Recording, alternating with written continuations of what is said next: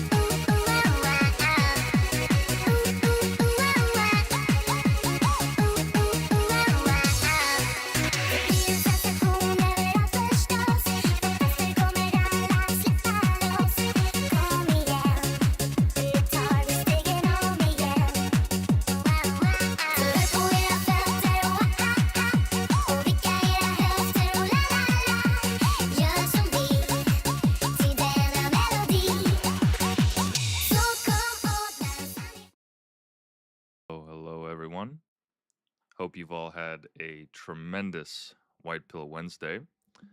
Apologies for the delay. And as you can hear, I'm a little bit under the weather today, but that's all right. We keep it trucking. We keep it trucking regardless. Yes, welcome everyone to yet another episode of the White Pill Podcast. It's good to be back, baby. It's good to be back. It's good to be back. Look at me. I'm back on decks. Ain't that something? Ain't that something? And we got a new little addition to the stream. If you pay attention to the bottom right of your screen, you will see the fancy schmancy new 3D printer. I picked up a unit from Creality, this company based in Shenzhen. Hope I'm pronouncing that right. In Shenzhen, China, and they make some damn good 3D printers. This one cost me an arm and a leg, but it was well worth it. It's for anyone curious, looking to get into 3D printing.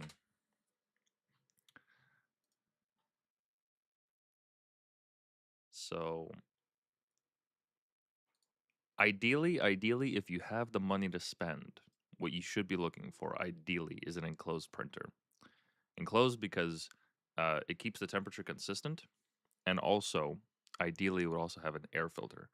Because all that melting plastic, unless you're doing that in a warehouse, if you're doing that in your, living room, office, God forbid, bedroom, you're just breathing that in nonstop. So you got to have an air filter at the minimum.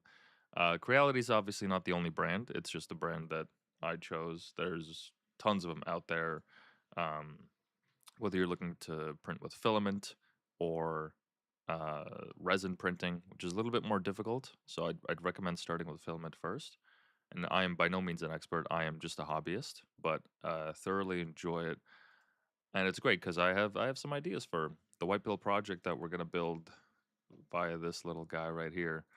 Um, and the model that I got, for anyone curious, it's the K2 Pro. So if we just skip all the bells and whistles, basically it's the unit in the middle here. Um, you can get the combo as well. It'll come with what's called a CFS. Don't exactly know what it stands for, but it can hold 4 filaments at once, and it's useful for multicolor printing. So there is also an arm on the side that you can install for just single filament printing. But if you want to do multicolor, or if you want to do if you want to use a print with supports, then this multiple filaments, this will help you a lot. Um, has a camera as well, which, as you can see, I've managed to hook up to the stream. Might lag a little bit here and there, but it's decent. It's only 720p, not even 1080, unfortunately. I believe so, anyways. Um, it's got a touch screen, which I'm not the fan of, really, because I much prefer physical controls, but beggars can't be choosers. Um, yeah, it's a fairly easy unit to set up. It comes ready right out of the box, so as soon as you just plug it in and turn it on, uh, it's going to get to work immediately. Oh, 1 second. Okay, there we go. Um, it comes out of the box ready to go. It'll just run some basic calibration tests, level to bed, and all that, but it does everything automatically. Because the one thing that I really did not enjoy starting out with just a basic, I believe it was the Ender 3 Neo that I had.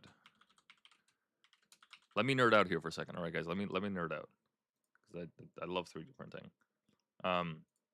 It was very basic, and this is what most 3D printers would look like. Um, let me actually enable the cursor. Un momento. There we go. Perfect. This is basically like what most 3D printers look like. Filament on top, the extruder right there, and then it would move up and down. But the bed is stationary.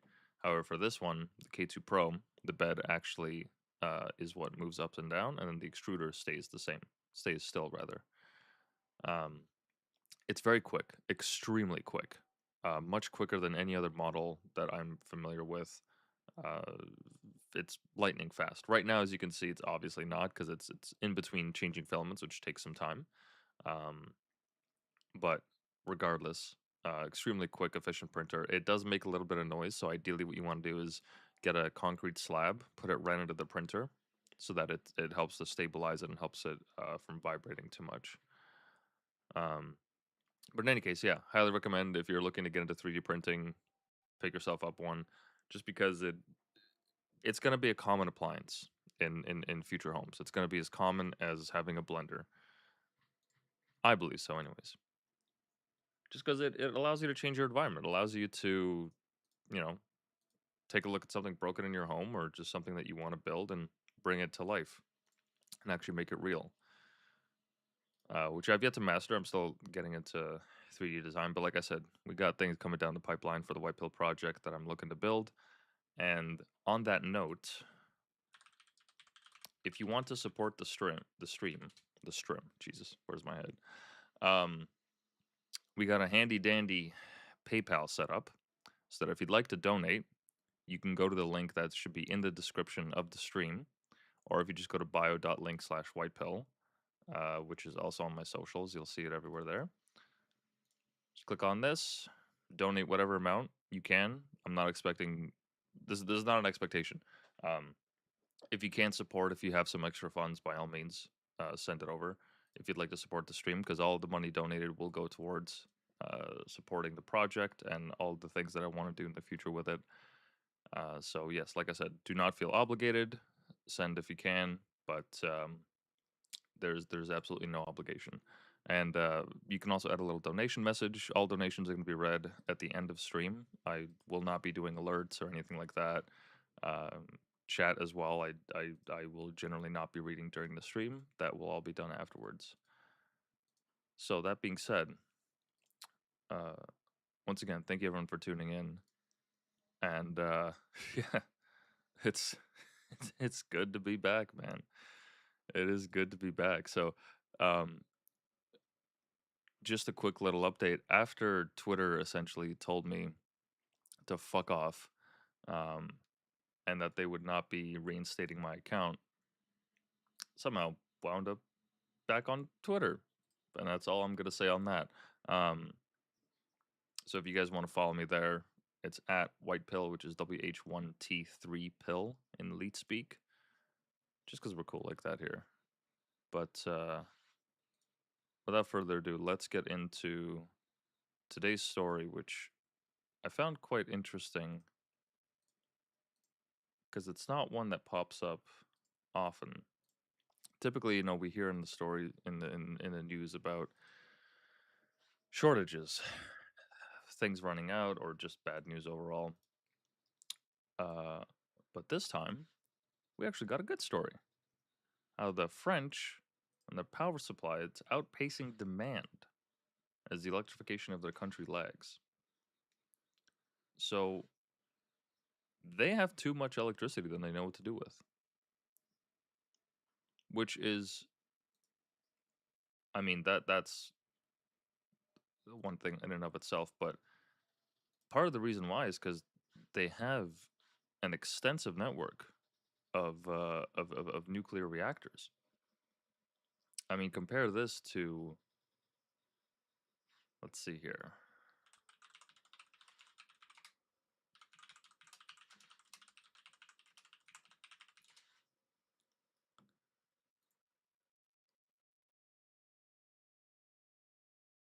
Yeah, like compare it to this here. I mean, just this cluster alone at the bottom here, near southern Ontario, essentially looks to be the same thing as this map right here in France. It almost seems like the same amount. And this is a much smaller country, mind you. So the fact that they've been able to do this, and mind you, this is multiple reactors at these locations. Sometimes they have 4, 5 at different megawatt production as well. But France actually has a storied history with nuclear energy.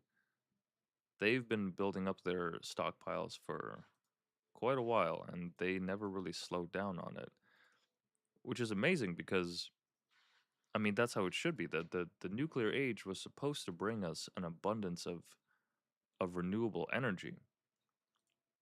Because the reputation that it has is people remember the crises like Fukushima or obviously famously Chernobyl.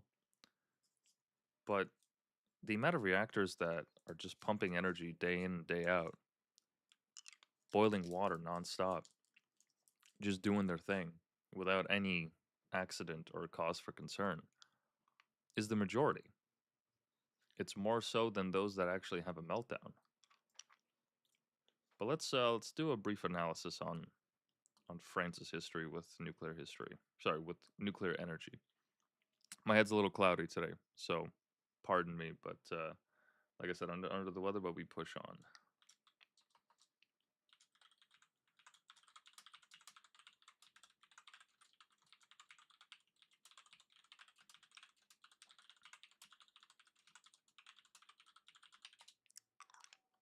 Because they've even had like propaganda posters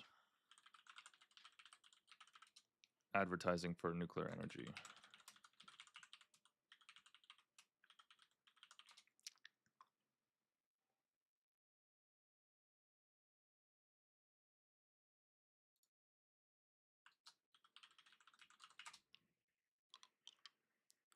Oh, I guess I'm not gonna be able to find it, but I remember seeing some posters before. In any case, so their atomic commission was established in 1946, which led to their first reactor in 1948. And then the oil crisis in 1973 prompted the prime minister to build 58 units over 25 years. This made France the largest net electricity exporter. Amazing. Amazing. Because at the end of the day, what is nuclear energy? It's just boiling water into a turbine, right? Let's see if we can't get an example up on the screen here.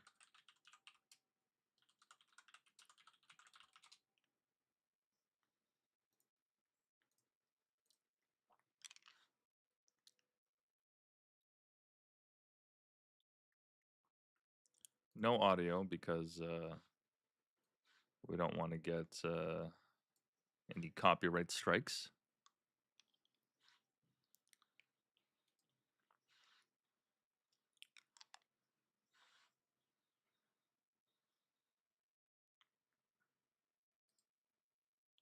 Heats up water, steam charges the turbine charges the generator, and then it goes to the power grid. Simple. Simple, right? And in terms of the spent rods, the nuclear waste, typically what happens is, from my understanding, is they just seal it in a concrete bunker deep underground, which is honestly not the worst thing that you could do, especially if it when done correctly.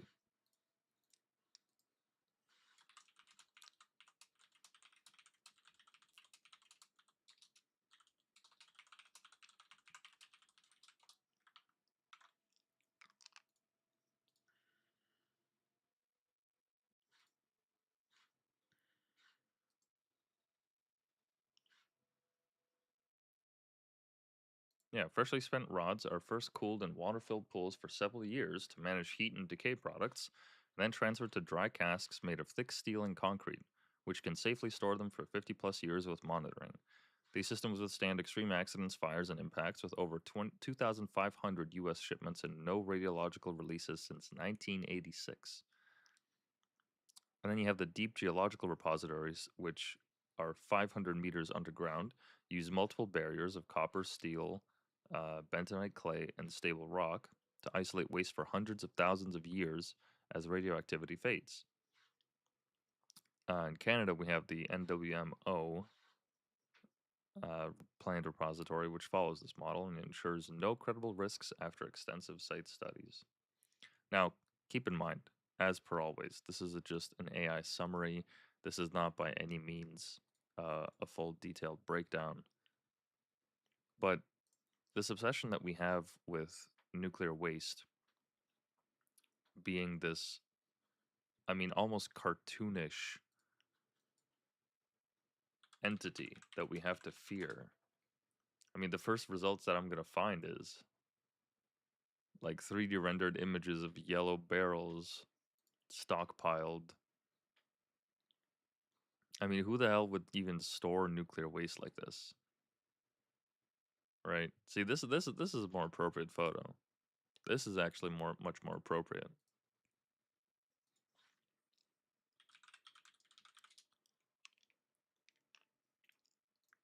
Oh, sorry. Bear with me for 1 second here.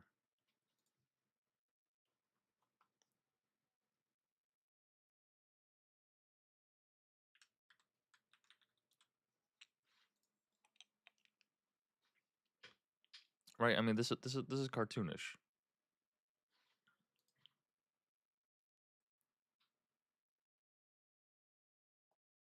Oh, and I guess that's what a cross section of a barrel would look like.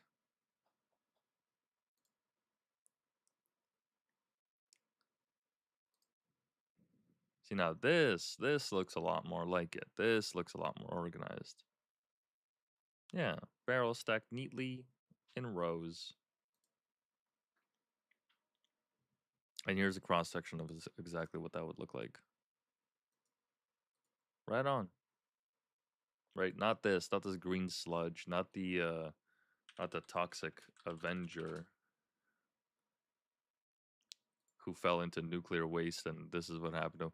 Yeah, with all due respect, you wouldn't live if you got dropped in nuclear waste.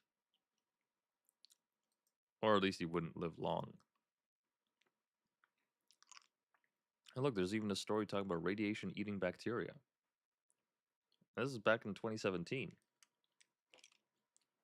Now, on occasion, there's these stories of like plastic eating bacteria, or even here nuclear eating bacteria. I have a hard time believing those stories or even embracing them fully, just because, like, I mean, how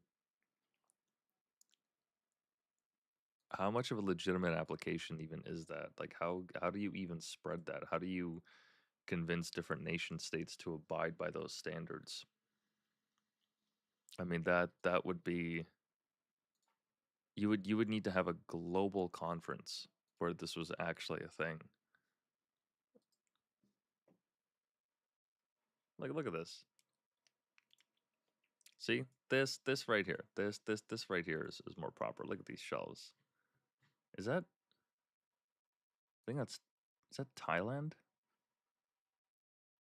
That looks like it's Sanskrit.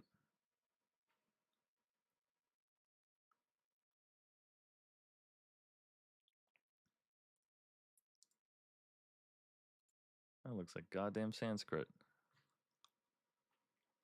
All right, yeah, that's too many numbers. I can't read that shit. But just to highlight this story once again, France has so much power that they don't have enough use in the grid that they know what to do with. So they get to, they get to be a net exporter of it, which is amazing. But why are we not doing that here in North America? Why is this such an obstacle? I don't understand. Now, I know for a fact, and this is on the down low. Don't tell anybody. Don't tell anybody I told you this. Um, I heard through the grapevine that Canada is actually working on building some portable nuclear reactors that can be moved from place to place, and just at least, like, take up less space than actually trying to build one on the ground. Um, there's not a lot of information on it available right now on the web, so I can't say much more than that. But there is a movement here where they are trying to actually propel this type of energy consumption forward, which is great because the nuclear age was supposed to promise us fucking flying cars. We were supposed to have uh I don't even know if propaganda is the right word for it, but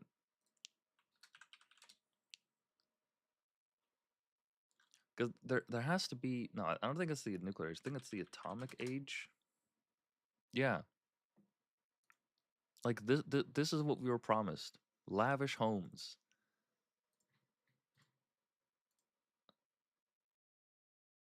Oh God, is this just all fucking AI slop? Is this really just AI slop? Are you serious? Can we? Is there really nobody that will post anything real? Also, I said I wouldn't read chat, but State Haynes, if you want to hop on Discord and get in on this, by all means, like I will gladly hit you up because my brain's not not all there today, and I could use a co-host if you are so inclined. I'm having a hard time finding because I know there is an art movement that is actually based on this.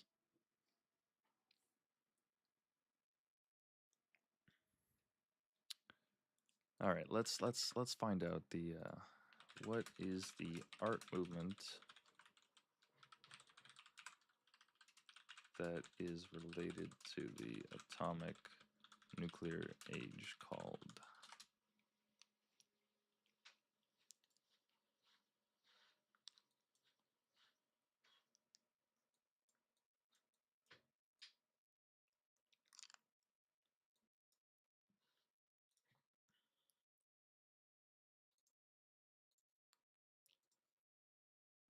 But yeah, Mr. Haynes, if you'd like to come on and join me in the show, by all means, you are more than welcome for the inaugural show of the return of White Pill Wednesday. Let's see here. Art nuclear. No, see, that's just putting it in French. Oh, is that actually what it's called?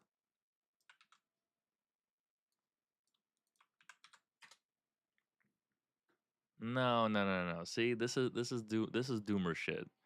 This is doomer shit. No, no, no, no, no. No, I need some hopium.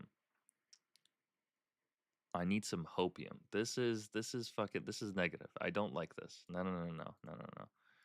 What is the art that is related to the optimism of the? Because we're here optimism. This is White Pill Wednesday. This is an anti-black pill zone. Atomic age design. Okay. Will this actually bring it up? Oh, look at that. Look at that. Or you know what? Better yet, this is why I signed up for Pinterest. Because Google Images does not get it right all the time. And I love the oh, there we go. Look at this. Classic chairs.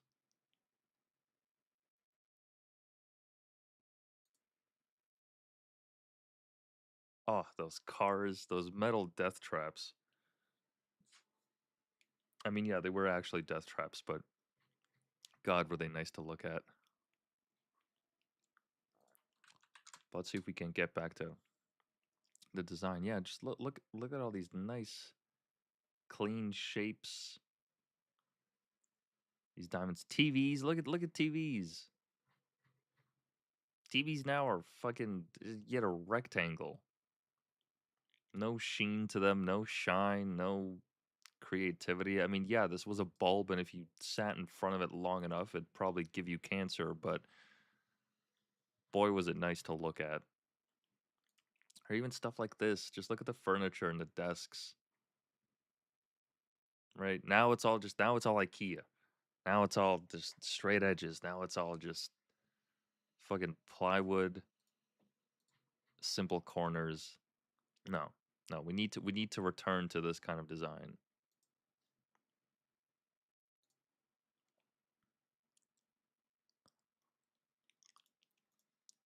We need to return to this kind of design. Because this was peak. This was peak design right here. And we've been downhill ever since.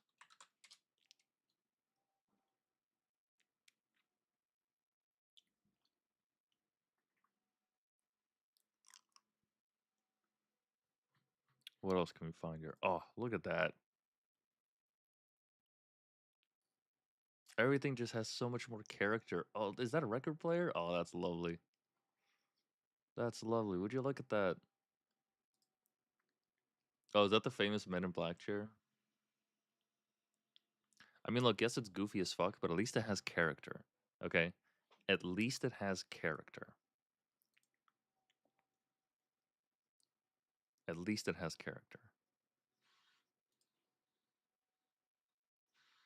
This looks to be AI. I don't think this kitchen was ever built.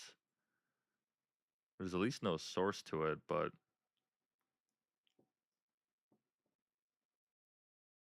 like how awesome would this have been?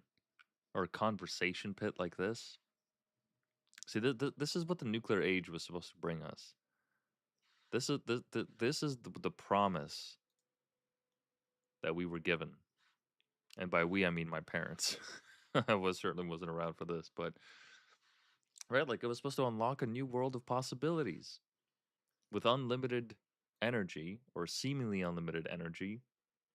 We could build so many more greater things and just do greater things and do more with space travel and just general transportation. Now, this definitely looks AI. Yeah, this certainly looks like it's made out of AI. Great. Even Pinterest is affected by this fucking slop.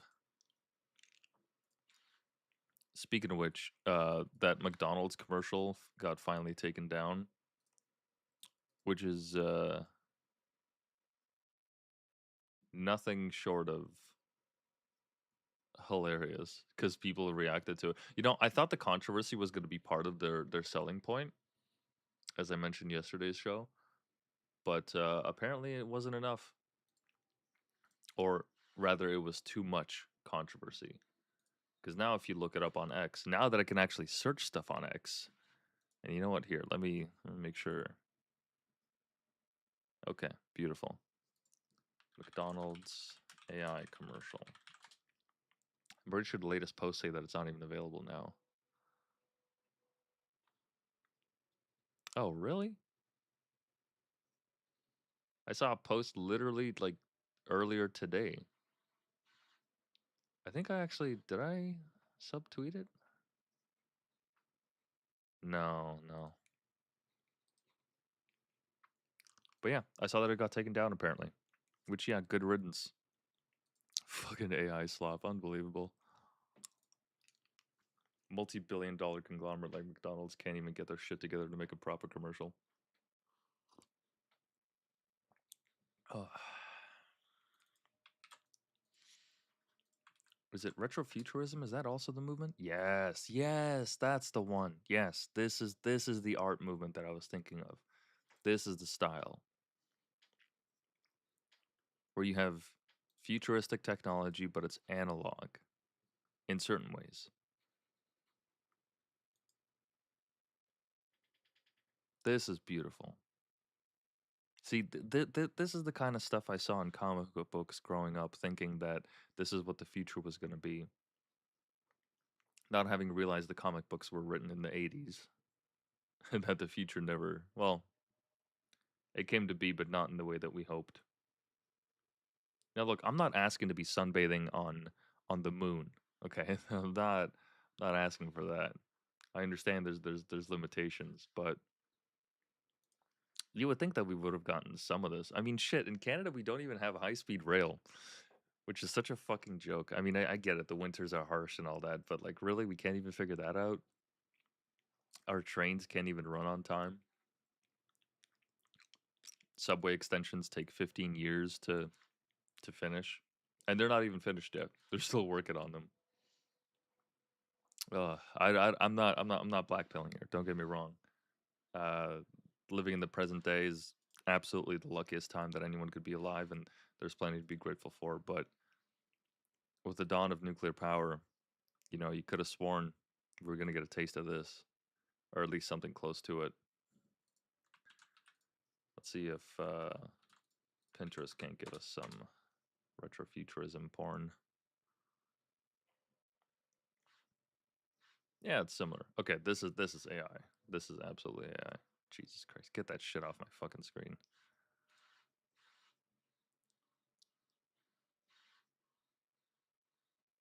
I want to say this is real, but not after looking at this, because she also doesn't have a face. And then also, what's the purpose of this? And that TV's not even. Oh God. Even Pinterest isn't immune to this kind of shit. Is there no? Hold on. Who are the most famous retrofuturism artists? Let's see if we can get that.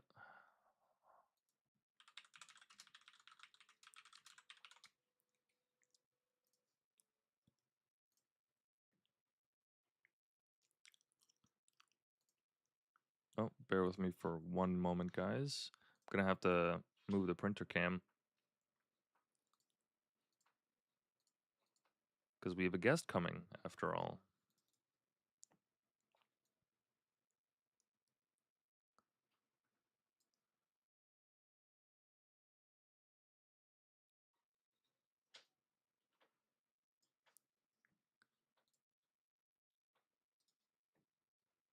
Un momento, por favor.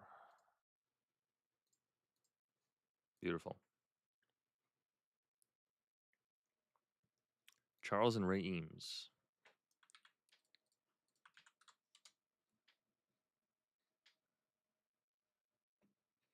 Oh, these were okay. So they were artists, sure, but more so interior design than anything else. But still, quite beautiful. God, I'd kill for a house like this. Look at all that light.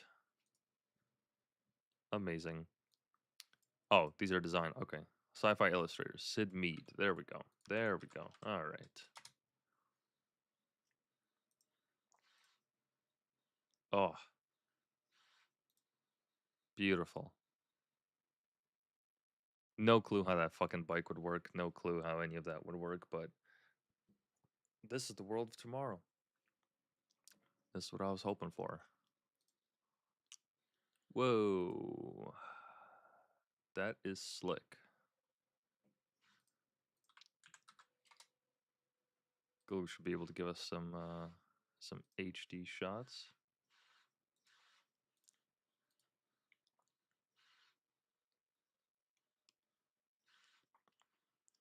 How magical the world would be if it were more like this. Just had wonders built out in the fucking desert.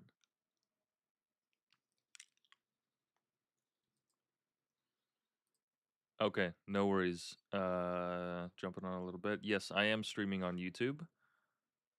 But I prefer to link the Rumble, just because YouTube is a ticking time bomb. But I know Rumble will always be here for me. But let me drop the Rumble link here.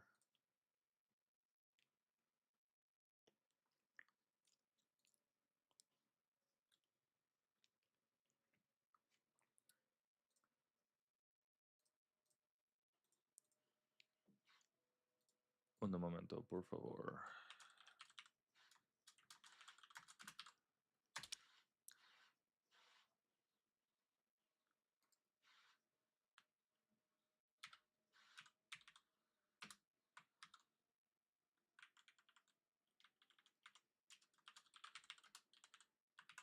There we go. Should be posted everywhere now.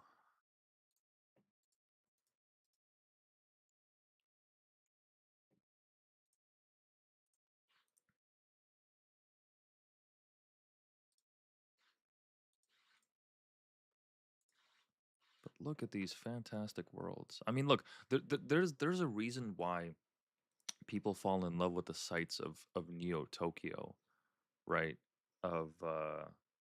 Of Akira, of all that, and it's not just because it's an imagining of what the world could be, but it's because like we have this tech. I have a fucking computer in my hand that is more powerful than what was on the lunar lander. Okay, like how is it that like this is the best thing that we have? Like I saw a post the other day where somebody essentially said like to the extent that we have AI now, it's just what assistant chatbots, fucking phone answering machines. I mean, how much of this tech has actually been properly utilized? And I'm not trying to blackpill here. I'm just saying that we could have so much more. We could have so much more innovation and amazing invention if, well, shit, I don't even know what the condition is, or what's holding us back. I guess just bureaucracy. Another part of it is all the jobs that would be get taken away from it. And also keep in mind these all these worlds are just optimistic, paintings. These are a fantasy. It's not based in reality. You know, people are scrounging and having a hard enough time just stretching their their dollars out. Like I'm pretty sure there was like 90 or 8 like more than half of the purchases made on Black Friday recently were made on layaway. Like let me look that up, make sure I'm correct. What percentage of purchases made on Black Friday were financed? I'm pretty sure if I look that up on Twitter as well. Black Friday financed. There was a tweet that somebody wrote. Yeah. Breakdown of the Black Friday data tells us the consumer is weakening. 95% of sales volume was financed. 95%. Now, where they get their numbers from, I do not understand. It looks like they're just surveys from Lending Tree, Bankrate, and NerdWallet. And this person here is is a professor. Okay. I mean, still not sure where they got their data from. Like where the no source, nothing?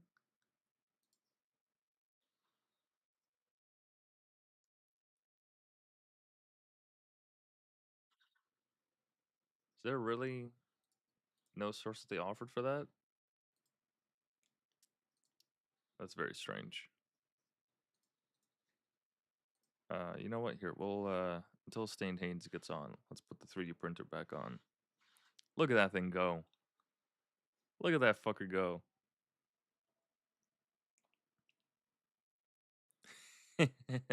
Isn't that amazing? I mean, you know what? You know what?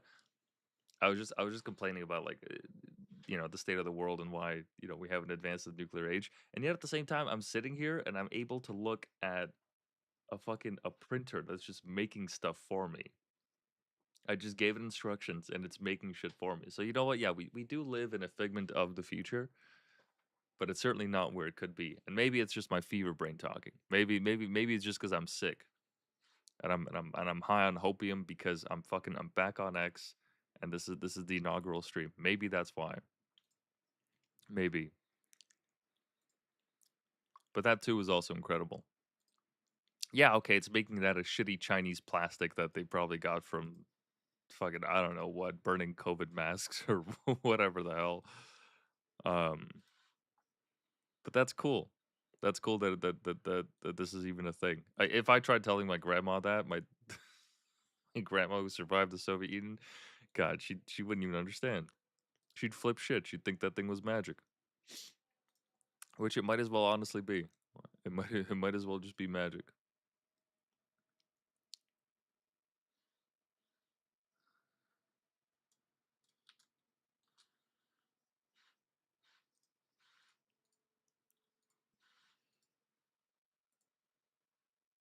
Okay, let's see here. Oh, oh, got a little bit of nudity there. Can't be looking at that for too long, or we're gonna get banned. Nope. Oh, look at that. Look at that. Now that's some Blade Runner shit. I think that actually is Blade Runner shit. Oh, it's concept art. Gotcha, gotcha. Now look, Blade Runner wasn't all that great of a world either. All right, Blade Runner had a lot of things going wrong for it. Very, very, very, very bleak kind of world. Or even like Altered Carbon, which for anyone that hasn't seen, Altered Carbon is a fantastic show. Great show. Obviously, most of it is like CG, and the first season is really peak. Second season, everything just kind of fell off, and it started trying to get into the story too much. But the basic premise is you have a discovery that allows mankind to transcend their lifespan by uploading themselves into essentially a chip that is implanted into everyone's um, the base of their skull once they're old enough. And the rich people, they can afford to make clones of themselves and copy backups of their brains into these chips, which they then upload into these clones if they're dying or if they're sick or what have you. So they will live on forever and ever and ever. And those that actually amass massive wealth, they will live on for centuries as a result of this because they can just afford to keep having clones. Meanwhile, the poor people are, well, not only do they deal with the shitty lifespan, but if they do get a replacement, or if let's say they go to jail, uh, which in their world is because technically you don't die if you're uploaded, if your body just deteriorates but the chip stays alive, then they keep the chip on ice and spin you back up into a random body that they were just had that was discarded that nobody needed or wasn't using once you come back out of your prison sentence. And so rich people could actually choose what their, as they call them, sleeves looked like and their physical attributes and all that, but the poor people just got stuck with whatever. So there's like a haunting scene at the beginning of this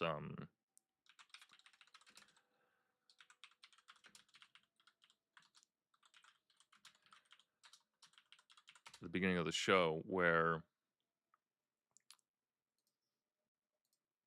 this family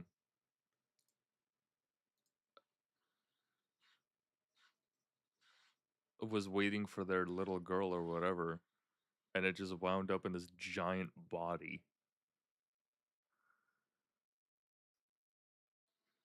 Okay, here's where they're collecting the prisoners, and a 7-year-old got put into the body of uh, she looks menopausal, I guess like 50, 60-year-old, which is so crazy. Yeah, you get whatever's in inventory. Wow.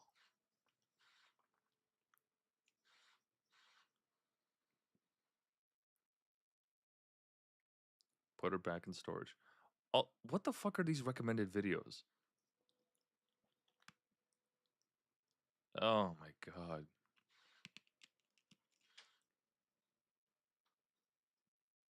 What the hell? Okay, I'm not even watching that. No, thank you. No.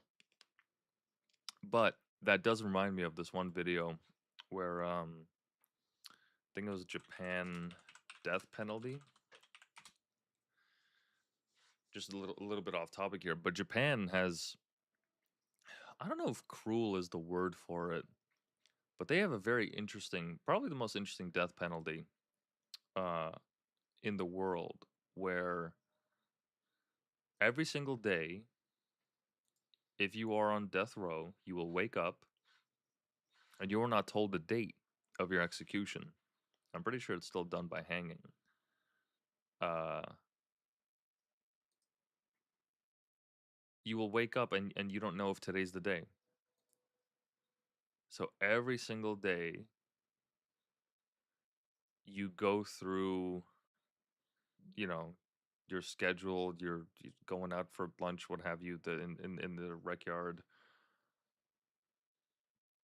and you have no idea if you are to be executed. You don't know if it's 10 days, if it's 20 days, if it's 30 days, if it's 1,000 days. No clue whatsoever. And they just keep you in this limbo. Which, honestly, now that I think about it, that's probably the best way to go about the death penalty. I mean, like, considering that, like, you are eventually going to kill them. That is probably the best way to go about it because, when you give someone an actual time, that gives them something to look forward to. It gives them something to, like, an attainable goal that once they reach a certain amount of days, they can say, "Oh, I'm a quarter done," or "I'm a half done," or "I'm 90% done," or what have you. But for the people that actually commit a heinous enough crime that is deserving of the death penalty, that's probably one of the better ways to go about it, is having them not know that today could be their last day. In a way, it is. I guess you could classify it as psychological torture, but I mean, if the act that they committed is so heinous that they are getting the death penalty anyways, then why not? Oh, and I guess these are three buttons that they use for the hanging, but they don't know which button. Like, if they press the button simultaneously, they don't know who actually pressed the button.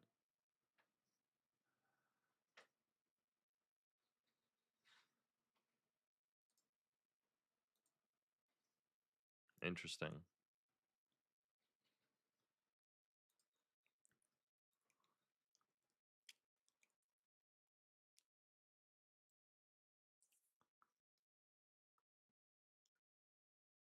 Wow, they actually get paid. The officers get 200 US dollars for the execution. That is incredible. Sorry, we got on the topic because of Altered Carbon. Yeah, if you haven't seen it, highly recommend it. It's a great show to say the least.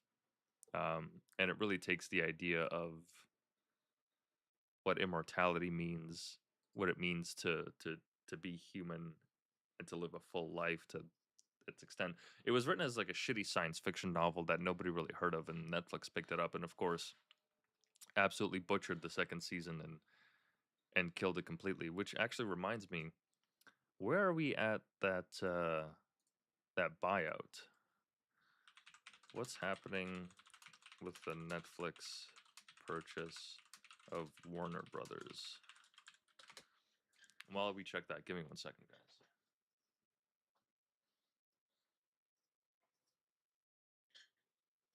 It's a little chilly in here. Canadian winter is hitting hard, and I'm a sickly little boy, so I'm gonna put my hood on. Ooh, that's a lot more comfortable. There we go.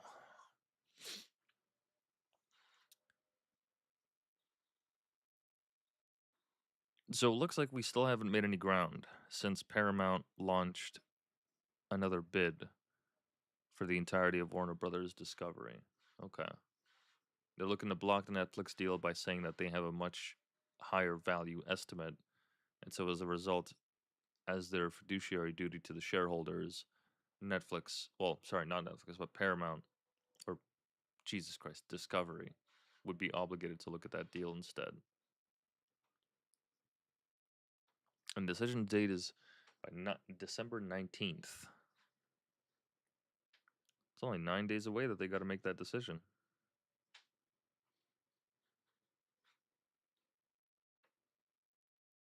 Huh.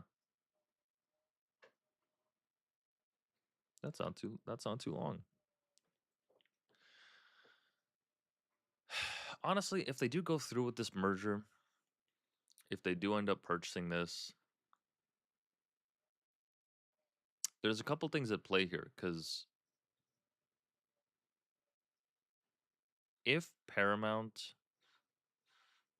manages to do this, like let me just give you guys a brief overview. So they own, let's see here.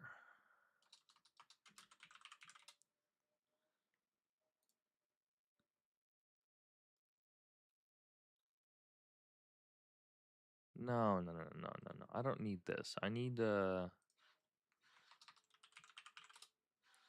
has to be a diagram that shows, okay, what brands slash companies slash productions does Paramount Skydance own?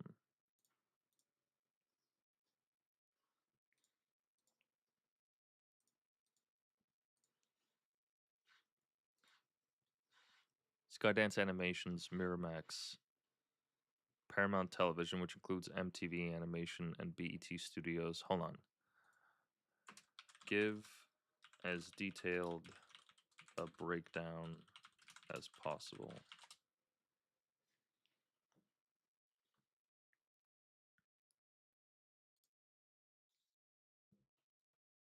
Let's find out. Let's do a little Little deep dive here.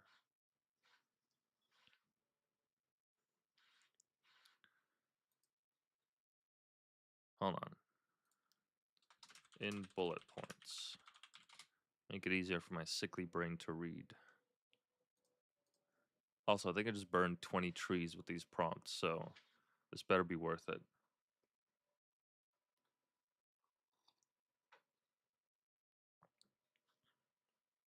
Paramount Pictures, Skydance Studios, Nickelodeon Movies, Paramount Animation, Paramount Television Studios, MTV Animation, CBS Studios, Skydance Games, Skydance Interactive, Skydance Television Studios, The CW, MTV, Comedy Central, BET, Nickelodeon, VH1, CMT, so it's Country Music Entertainment, CBS Sports and CBS News, Pluto TV, Fubo TV, fucking Fubo, fucking Fubo.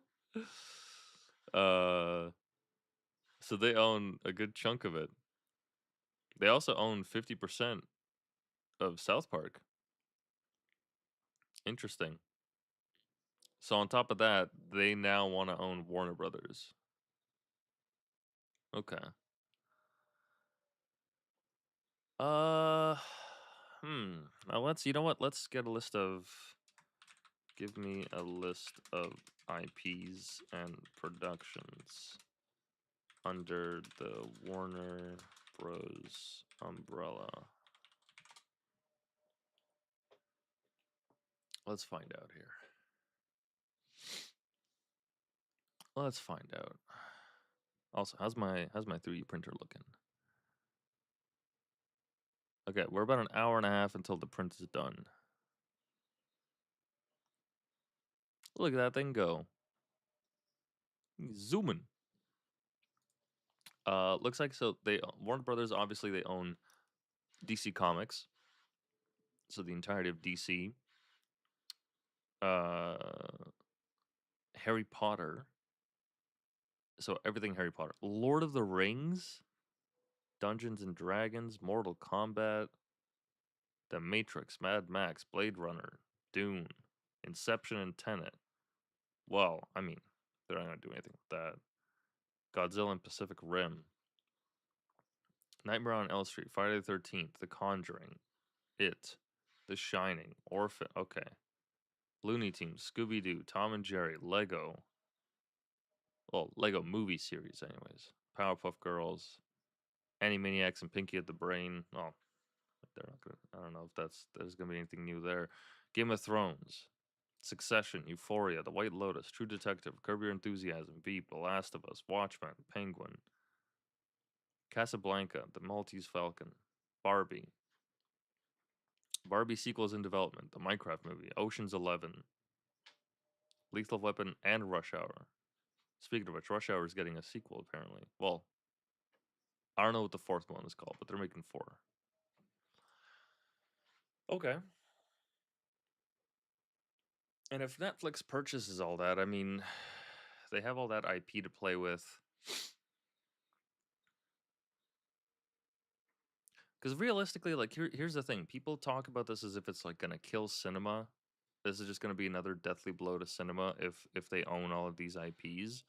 But realistically, like if they own all these IPs, they're just gonna be rehashing it. They're just gonna be making some new movies like Batman 4 or like whatever the fuck, right? The Mad Max 4, The Last of Us 6. Like they're just gonna be remaking it. So who gives a shit? Remakes are kind of the bread and butter for most uh entertainment companies now. I mean that's just where we are in the cycle right now. We're just rehashing old shit. But realistically, like, do we care that they're gonna remake it? I mean, the Harry Potter remake is happening whether or not this purchase goes through or not. You know, Barbie's sequels are in development regardless of this, and maybe they'll be affected by it. Sure, maybe production will be shut down or moved elsewhere or somehow transferred. But at the same time, like, if they're just remaking it, then does it really matter? Like, does it really matter? Like, people were like up in arms saying, "Oh my god, another conglomerate is buying all this IP." Like, Okay, but shouldn't we be making new things? Shouldn't isn't the upside here that like, okay, well, at least Netflix will have that entire catalog of stuff to work with and now people are going to be able to stream it at home. But shouldn't we be actually like making new movies and new ideas? Doesn't this in a way actually benefit the theaters or like moviegoers especially because now all the remakes that people can just watch them at home instead of having to pay $40 for a movie ticket and $100 for some popcorn? I'm obviously exaggerating, but it costs an arm and a leg to go to the movies these days. And frankly, I'm sick and tired of just seeing remakes in theaters. And not saying that like I go to them all the time. I mean, I might as well be insane if I do that. But what I am saying though is I hate seeing like the trailers or the hype for them in the theaters because like I'd rather just watch that at home. I'd rather because it's not even like a fun night out. It's not even like an event. It's not even something special. It's just oh cool, they got the gang back together. Or oh, they invited some handsome actor to play in the prequel or whatever the fuck, right? With these new adaptations, realistically, if they're just doing all this rehashing, but now you could see it in your living room instead of having to go pay for a ticket, doesn't that then incentivize theaters to be like, okay, well, I guess that's an entire avenue closed down. We can't we can't just show this stuff in theaters because people are just gonna watch it at home.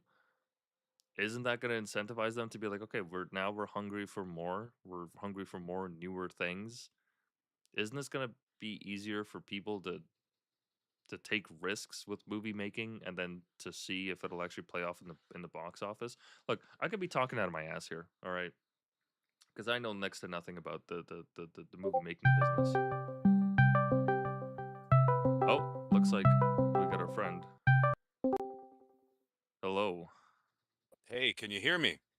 Yes, I can, and so can the stream. Let me share my screen here so that you can see what it looks like. Oh, shit. All right, I was let me just just tweet out that I am on the air. Un Beautiful. momento. Take your time. Do. Alrighty. 1 second. And first of all, welcome back. Bienvenido. Thank you. Thank you. Thank you. Thank you. Okay, hold on. I'm doing some MS Paint fuck nuttery right now. Luchador Prime has entered the server. So first and foremost, I kind of missed out the very beginning of the stream. I hopped on when you had radioactive waste, and that reminded me. I don't know if you're familiar with this very infamous incident, Tunnel of Love, where like a bunch of nuclear waste or radioactive waste was like buried somewhere, and the kids started getting birth defects from it. You familiar with that at all? No, I'm not. But let me look that up. Let me find the Or story. might be the Love Canal. There we go. Canal of Love can refer to two very different places. The infamous Love Canal. Oh, okay, so oh, oh, not The the Love other Canal. Canal of Love. No, No, no. no.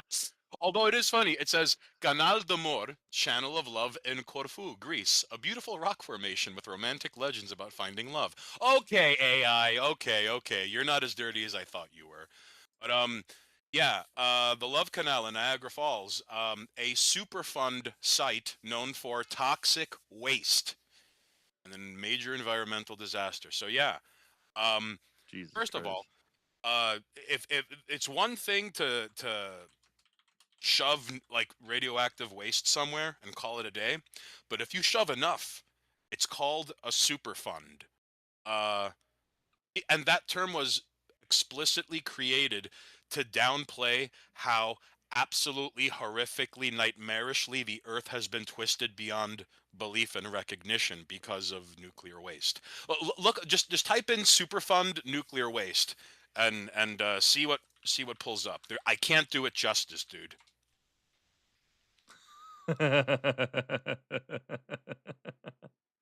Okay.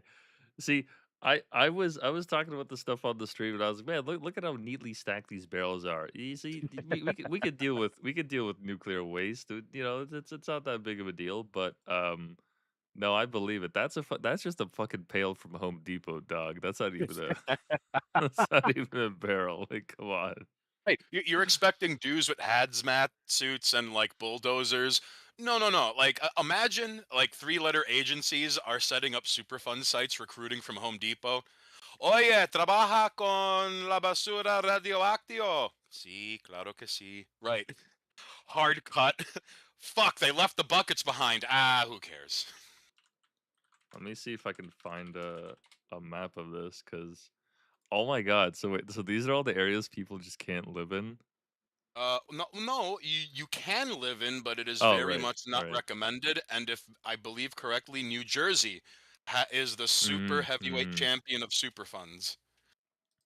I bet there's a website I remember I saw it a while back where it was basically like it was showing the issue when you like treat correlation as like the prime statistical value, and someone said like, oh, if you look at, I think it's like something like Nicolas Cage movies and drownings, you'll see like the rate basically the same as like his career takes off, like drownings in certain areas like takes off.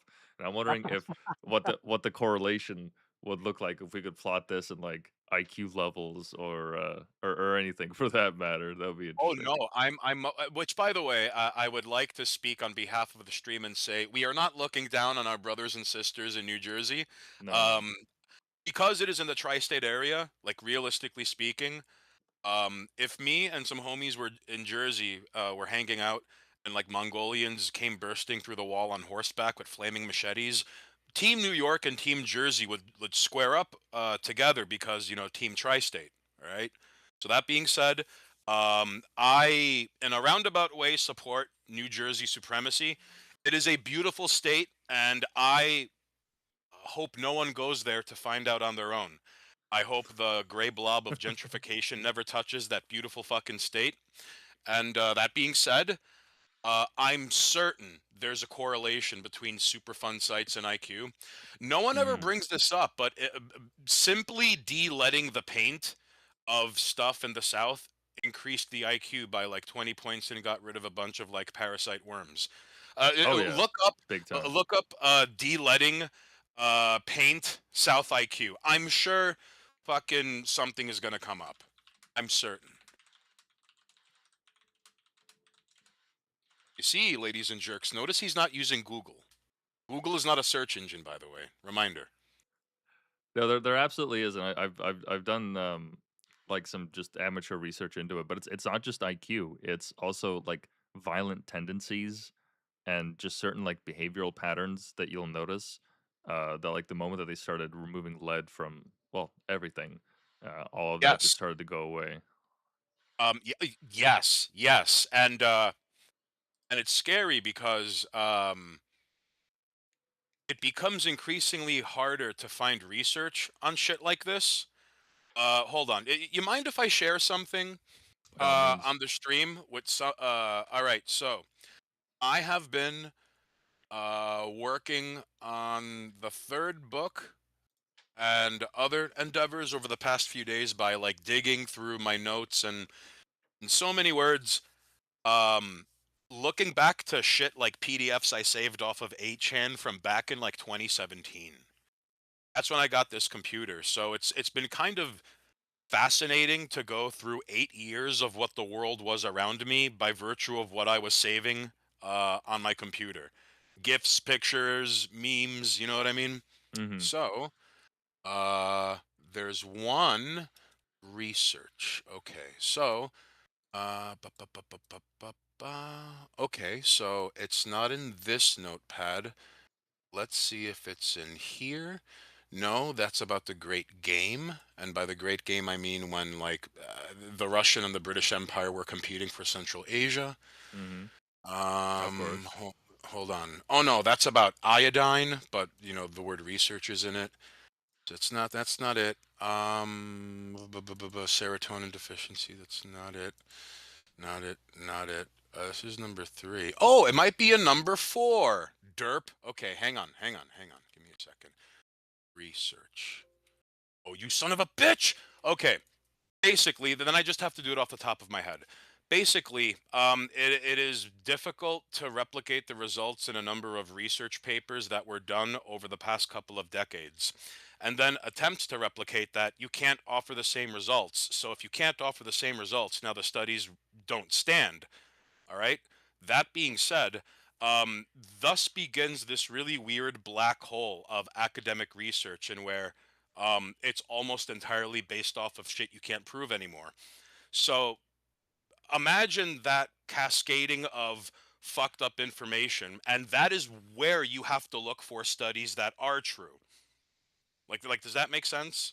No, no, absolutely, it does. I totally get what you mean, 'cause if the foundation that you start with is I mean, if it's sand, then everything else built on top of it is gonna be shit, but because it's academia, they have to make a name for themselves, and the more they get published in these journals, the journals have to, justify all their expenses and everything like that. Like, they don't really care about the truth. They just wanna make it so that, "Oh, we got to publish this study, and this study was got somebody the Nobel Prize, and now we're actually named in the footnote or whatever the fuck textbook." Yes. It's all just about like getting names and getting recognition. So yeah, no, absolutely, that does make sense. And So there is actually, yeah, I have another story after yours, but go ahead. just very quickly, the best example of this is that it's not just research we can't replicate. Well, one reason we can't replicate it is because the basis was faulty research. Like you said, it Mm, was to mhm, begin with. For example, um, it turns out a majority of United States and global cancer research, the starting point was working with cancer that was taken from a woman named Henrietta Lacks. Of mhm, great on this is The Immortal Life of Henrietta Lacks. Okay, she died of cancer that was basically like, um, to this day, no one has seen such a vicious cancer that overrode the entire body. Right? There was nothing in the world like it. Like, all right.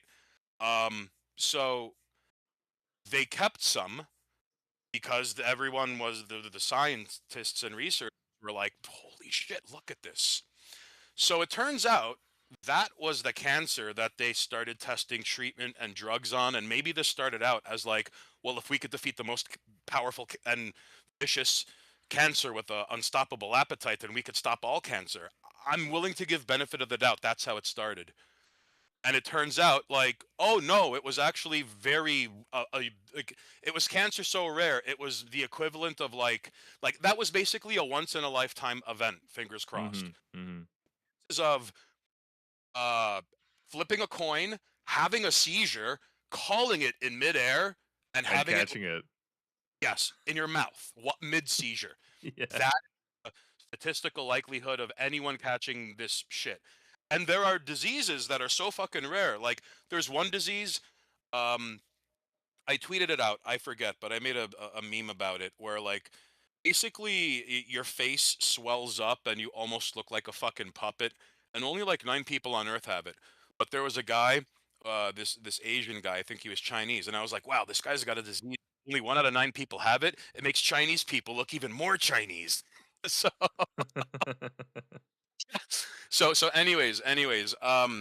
so it turns out all of this research, all of the time and money and careers and energy, for what? Now they're in a very tricky situation, in where, like, if you keep going forward, no ground will be broken in good faith or ever at all. And the likelihood of starting over, nah. That, no. And over the years it's gotten trickier and trickier because, like, especially when it comes to cancer and cancer prevention, right? Like, here in the United States, they implemented like a public smoking ban in like the early 2000s. You couldn't smoke indoors anymore in like bars and Mhm. restaurants. That has done less than nothing to stop the rates of cancer wherever smoking bans have been implemented. Nothing. So, like, we're not the problem of cancer, we are not approaching properly, and the research of it is just one head of this horrific hydra, right? I don't know if you've read how to bomb the U.S. government, but there's a chapter in it called "The Cancer Industrial Complex." And I walked away from reading that thinking, you know what? There's a good chance cancer is caused by negative emotions. I can't prove it, but I believe it. It's not the only cause, but like the constant battering ram of stress and fear. Oh, yeah, that's just a bonus multiplier for cancer or a lot of diseases, actually. So, anyways, yeah, that's something I plan. Because I'm glad you, because like again, this doesn't apply just to like cancer research. Think of all the places decades ago where they're like, yeah, just put the radioactive barrels of waste with the bucket and no one will notice. And then you have like Agent Orange babies being born left and right, you know? Yeah. So yeah, yeah. Thank you for this unsolicited TED talk. Sorry I couldn't bring up the notes proper, but the fact that we can't like and this isn't a new problem, like, white pill. Just imagine having to deal with this shit, but like with Alzheimer's, with schizophrenia, with schizophrenia. In fact, bro, there was a guy who did research and he was like, hey, there's exactly 27 different kinds of schizophrenics you could encounter, and if you read the Bible, whatever voices the people hear, they get angry and command them to kill. I'm not making, just type in fucking schizophrenia research Bible, and I'm sure the guy will come up. And even though this, like, right, just that doesn't stop pharmaceutical dry ice companies from making billions off of schizophrenics. Like, I know this sounds all cockamamie, but like, this isn't hidden lore. This isn't like stuff you have to find by holding people gunpoint at the Cornell University. This is all common knowledge. Hold on, did your mastermind AI language learning model Android slave come up with anything for the? It's still thinking. It's still thinking. I gave it very general terms, so we'll see what it comes up with. No. There was 61 chapters offering practical guidelines for assessment and treatment in various settings. No, okay. So basically, you said so you could differentiate the type of schizophrenia based on who the voices told the person to kill. Mhm. Well, hold on. I gotta. Fuck. You know what? Let me get my phone because looking for shit on Twitter just doesn't work on a browser. 1 second. By all means. I remember tweeting this out and someone responded to me to the effect of like, oh yeah, so and so did a study. 1 second. Hold on. Because I'll just talk about malpractice. There was actually a scandal in the Alzheimer's research community. I think not even like I think it was actually pre-COVID, or maybe around the time of COVID. But yeah, it turns out that the foundation for Alzheimer's research has actually been based on false data. So all the work they've been putting into it for like 20 some odd years was what they thought was like, oh, this is the standard. This is what we have to go by. It's completely false. Mm, Completely falsified information. hold on. And you know what? I'm certain that anyone listening to the stream is like, this nigga's fucking crazy. But like, no, no, no, no, no, no, no. I assure you, it's very real. Fuck. Hold on. Give me 1 second. Schizophrenia Take your time. Take your time. I'm about to dunk on the research. Alzheimer's. Hold on. No, it's not a research. Oh, God damn it. Oh, you know what? Hang on. I got an idea. I am gonna look here. Do I have it in my notes? Hold on. Schizophrenia people. Which of yeah, here we go. Jerry Marzinski worked with schizophrenics for over 40 years. Says there's no evidence of chemical imbalances.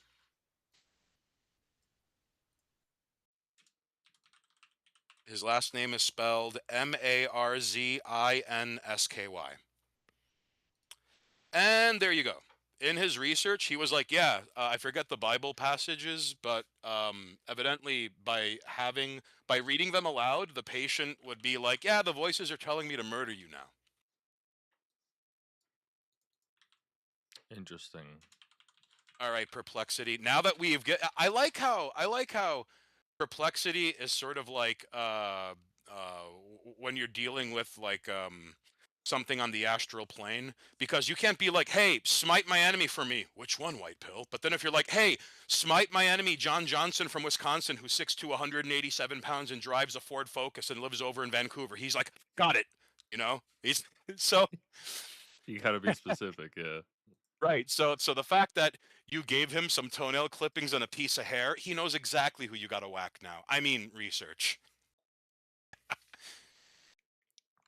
Yeah, here it is. He conducted decades of research on schizophrenia by interviewing patients about their auditory experiences. He includes that these voices represent external entities exhibiting fixed negative behaviors, including strong aversion to biblical content like Psalm 23. Strong aversion to biblical content. Interesting. Write that down. That's I'm stealing Wow. that. Hold on. Strong aversion To to. biblical content. Wow. Oh, that is such a great way of saying blasphemous, like evil. I mean, that's like I am not surprised that that back then people had these concepts of the devil living through people. Like when you start reading the Bible, the voices start telling them to kill them. I mean, that's Oh yeah. Which, by the way, a great example of the significance of that. I know it's a movie, but if people want to see a great depiction of shit that was inspired by real life events in the movie The Exorcist, it's not until when they're like, "Oh fuck, we got to start praying," and then things go from bad to worse. mm-hmm, You know. mm-hmm. So remember, ladies and jerks, every schizophrenic is dealing with the events of The Exorcist, but in their mind and worse, 24/7. You see, Well, if the you'll thing with allow me. before you do that, the thing with schizophrenia, I Yes, heard yes. that apparently if you are schizophrenic, depends on like where you are in the world, but like schizophrenics in Africa have like friendly voices, but schizophrenics in North America are like, yeah, you should stab your boss, like Oh, so you because should here's kill that and homeless guy. that is why people tend to be like, oh yeah, like your local shaman was probably a schizophrenic of 4,000 years ago. Which there might be some truth to that, because how come in parts of the third world, like schizophrenics, they're not running around hacking their fellow man to death and like wearing their skulls as hat and tap dancing down rivers, right? Because that's what they do here in the United States. And worse. Okay. In fact, I always wondered exactly what percentage of the homeless is just untreated mental illness. Because like some people are homeless due to fucked up circumstance. No one ever wants to admit this, but there is a population of the homeless that chooses to be homeless. But that's a small fraction relative to hard times. The rest of them, untreated mental illness. Homelessness rose tenfold in the United States when Reagan closed down the asylums. Hmm. Like it's really all right. Before I discuss schizophrenia, all right, which there's a chapter about it in the third book. Is there anything you want to say before I hold your space hostage again?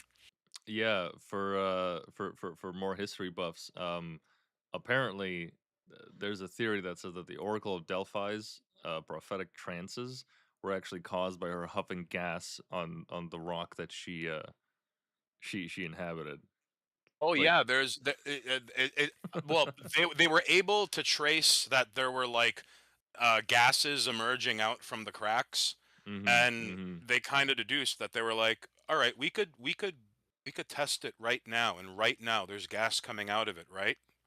Imagine how mm-hmm. much gas was coming out of it when this bitch was alive. She must have been Yeah. getting zonked, bro. She must have been like in like the fucking demi-plane of salt playing 7D water polo with astral entities and like digital hobos. Right. I just so so no. I think there's a gag about it in The Simpsons where oh no, it's not the Temple of Apollo. Like there's Ned Flanders She would have opens loved Galaxy Gas. yeah, so no, that's incredible. It turns out the Oracle of Delphi, big fan of whippets. Big fan of whippets and keyboard cleaner. um, so no, there's an episode of The Simpsons where Ned Flanders makes a Bible-themed amusement park, and people start having visions when they're in front of, like, I think a statue of Maud or something. Jesus Christ. And then one by one, people are paying to kneel in front of Maud and have insane visions. And I think, yeah, and then it turns out it's a gas leak. So it's sad because, like, the Oracle of Delphi is now in the permanent cultural canon. Like, even if right now all screens would simultaneously tell us this information, we're just gonna go back to referring to the Oracle of Delphi being like like a fucking precog or some shit. It's fascinating. Yeah, to say the least. Um, but before we had you join there, actually, I was talking about the Netflix acquisition, or at least their offer to acquire Warner Brothers, which I've seen a lot of people doomer post about it, but I don't know if it's my fever brain talking because I'm sick, but I was thinking like that's probably a good thing that Netflix owns it instead of Paramount, because all they're buying is just old IPs. So all this like rehashed shit that they're gonna come up with, they're making it so that you don't have to waste $40 and for a ticket and $100 for popcorn, seeing it at a movie theater. You can just watch it at home. So now movie theaters are Mm. gonna be incentivized to actually show, like, movies, like actual movies. Like, yeah, they're gonna be showing, like, rehashed shit, obviously, still. But if they take Warner Brothers off the table and they don't show them in movie theaters anymore, well, that's a good chunk of media that we don't have to rewatch and get rehashed. Well, I hate to admit that you have a point because it is a symptom and product of the times. Because the same way my generation, because I was born in ye olden early 1980s. Okay, so I grew up and arcade games are everywhere, and then I saw them die, and now they only exist in bars and Japan. Okay, Mhm. so I think movie theaters, it's gonna take longer, but they're gonna be quaint and almost novelty-ish in a way. Like, Mhm. uh, in fact, I would go as far to say that I don't know if there are electric vehicles in your neck of the woods, Oh, yeah. but they sound. I will never get used to that fucking sound. I It, hate it it. just so they're gonna be hipsters in the 2060s, and it's like, my car uses a combustible engine. You know, Mark, Yeah, include me yeah. in the screen cap. Include me in the screen cap. And on the way there, it's gonna be like, yeah, I'm watching it on 8 millimeter. No big deal. Uh, Of course. I mean, if but they don't outlaw them, like right here, they tried to outlaw them so that no new gas cars are going to be made past like 2035 or something nationwide across Canada. But I think that got repealed, so they kind of kicked the You can down the gotta road. be kidding me. They Yeah, tried to get rid of the combustible engine in Leafland. yeah, Oh, that's so gay. like Uh, California, and also like with our winters, like yeah, no, that makes sense. Let's just have everything EVs. Like yeah, fuck it, why not, man? Let's just have our fucking batteries freeze over in oh, the that's middle of winter, terrifying. and the coyote's gonna eat your ass if you're out in fucking Manitoba, just driving in between towns, and then you're stuck. Like, are Oh, you man. serious, bro? Yeah, they Thanks, tried that. Parliament. They Really tried that. quickly, sorry I've been dragging ass on that, but there was something regarding stencils you wanted, so check Discord when you get the chance. Excellent. Yeah, I just Um, saw that. Thank yeah, you. it's a very bro. All right, so the reason I'm coming across like shit like this, as I mentioned, like, I'm digging through my computer and I'm finding gems. I'm finding shit like, hold on. You know what I think would be really interesting? Hold on. I think you and your audience will enjoy this. I would like for you to show this on the space and to read it aloud because someone followed up on this and they realized a lot of bots come from Amazon, aka the Pentagon. It just so this is, and again, this is not this isn't hidden occult secrecy. And Anon one day was like, "Hey, 8chan keeps getting flooded by bots and shills.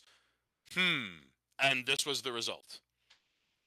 Well, there was a story, I think, Reddit had like an outage for like I think like half a day or something, and somebody decided to like look at network traffic where Reddit was concentrated, and they linked it to Like a little US Air Air Force Force. base. Yeah, yeah. Yeah, it's the Air Force. Well, the Yeah, Air Force, they do have the PSYOP region of the army is under the Air Force technically for some reason. So, yes. Well, not just the well, I mean, cloud seeding, weather control. HARP, HAARP. Do you know what that is? mm-hmm. Right, right. So, it sort of makes sense. The Air Force would be involved with that. What the real horrific shit? Like, the real Men in Black are motherfuckers like the Office of Naval Intelligence, because first of all, anything, human or otherwise, that crashes in the ocean, who's got to get it? Well, Right? yeah, Right? Two, uh, the Office of Naval Intelligence, um, they're not beholden only to the sea. I can't. Well, all right. I can't prove this, but Slenderman was created by the Office of Naval Intelligence and fostered on the Something Awful forums. At least one of the killers for the original Slenderman murders, Something Awful Goon, and you could trace their posting history to accounts that were. Yeah, there you go. So use your own imagination. The Office of Naval Intelligence, those motherfuckers are the real Men in Black. I Mm. believe it. No, I believe it. I mean the only time we ever like really encounter something like that, at least out in the wild where they have to actually make that admission, is like once every couple of years when we have like a Snowden type figure. But recently here in Canada, during COVID, the Canadian Army got caught running psyops on like these little small towns, and it was just like very small things they were talking about, like coyotes or something, but they were just simply like testing out, to what extent they could make people afraid of local coyote attacks. And when you're in a small town, like that matters a lot more than just living in a city. Living in a city, you're like, whatever, I'm in a high rise. That thing's not gonna fucking come up here. Who gives a shit? But Right. if you're in a small town, especially in Canada, and you don't have access to a gun, or if you do, it's behind a safe, or you just you're an old senior person or what have you. You're just on Facebook, fucking boomer posting all the time. It's gonna be a little bit more With impactful the than TV anything. on with the TV on full volume, you're Yeah, you're scrolling through Facebook stories that play on loop as you read every comment and like every comment. at Yes. your most vulnerable. Yeah, exactly. And they were told to stop. Like the Canadian Army was like told like, you guys better fucking cut this shit out by the feds, and they they still persisted, and it became like a little scandal, which nobody like. It was kind of like a side note, and I was like, this should be a full blown scandal across the entire. How is this not? The Canadian Army literally got caught fucking running psyops on its population. Like I understand, like if they got caught running psyops on some fucking village in Thailand, I wouldn't give a shit. Like, sorry to the people in Thailand that my government is doing it, but hey, at least it's on my people. But like when You know they're what? You doing know it what? on their own people, like what the fuck, man? You know what? I love how even though Canada kind of prides itself in being not America, America does to her own people what China does to the rest of the world. So I'm kind of glad that Canada takes a page from America's book and goes, "Hey, let's put our citizens through hell because reasons." You know? Oh Uh, yeah, we um were and complicit in MK all Ultra. oh dude, yes, Yeah, yes. yeah. And not only that, um there okay, first of all, it's a self-published book.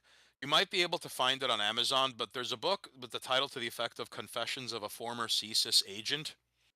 And in the book, I believe that's the title. In the book, there are details like, oh yeah, they have informants everywhere, and a lot of the informants are like fucking bums and junkies and criminals, and they pay them in gift cards because there's no cash, there's no digital trail. All right. Second of all, the guy who wrote it, he was like, "Oh no, I was MK Ultra, and I remember once I got a phone call, I picked it up, and I blacked out, and I woke up like halfway to Saskatchewan, walking in the snow. Like there's shit like that in the Yeah. book, and right, um, it's fascinating how and it's weird because as his own admission, like." He joined CSIS because he wanted to do the right thing, and everyone who joins, like, you got to take a test. They're like, "Hey, you specialized in X, Y, and Z. Work in this division." And it was like, "We're just gonna drug you and see what happens and make." Oh, he came back alive and he carried out the mission. I bet. And cut to like some scientists high fiving and other scientists going, "Oh shit!" Right. Confessions of a CSIS agent. You might be able to find it. Oh, Yeah, I looked Confessions it of a up, former and CSIS agent. it only caught on the like ex Secret Service agent, which is the Oh, famous one by George boo. Rush. Okay, I'll go through my notes. I'll see if I could find it. But you see, ladies and jerks, I joke about a lot, but I never lie. Oh, and from the first book, all dogs go to heaven except pit bulls. You got to do me a favor here. The ONI, the AFOSI, and the DIA are the real men in black. So, very quickly, because I don't want to fuck this up. The ooh, PSYOPs, the Air Force Office of Special Investigations. All right. Them, the Office of Naval Intelligence, and the DIA. Come on. I'm a burger and I don't even know my own three-letter agencies. There's too America. many. Oh, here we go. The Defense Intelligence. This is the best part. Before getting the first book lined up, I had never heard of the Defense Intelligence Agency until getting the. Right. No one has heard of the Defense Intelligence Agency. No one. No one. And like you know, white pill. There are things about the American government that there are very simple questions no one asks, or very simple ideas that are blind spots to us that until someone points it out to you, you can't, it's hard to come to these own conclusions. For example, Area 51, right? We don't know what's in areas 1 through 50. We have less knowledge of everything in areas 1 through 50 than what we do know with Area 51. And what we do know is terrifying Yeah, because they're it could also be like the Google thing where like Google named their first office like Office 20 something so that they make it look like they have 26 like previous offices. oh, Or do that's you think true. That's or do you, that's do you, true. do you think that there's actually like areas 1, area 2, area 3, area 4?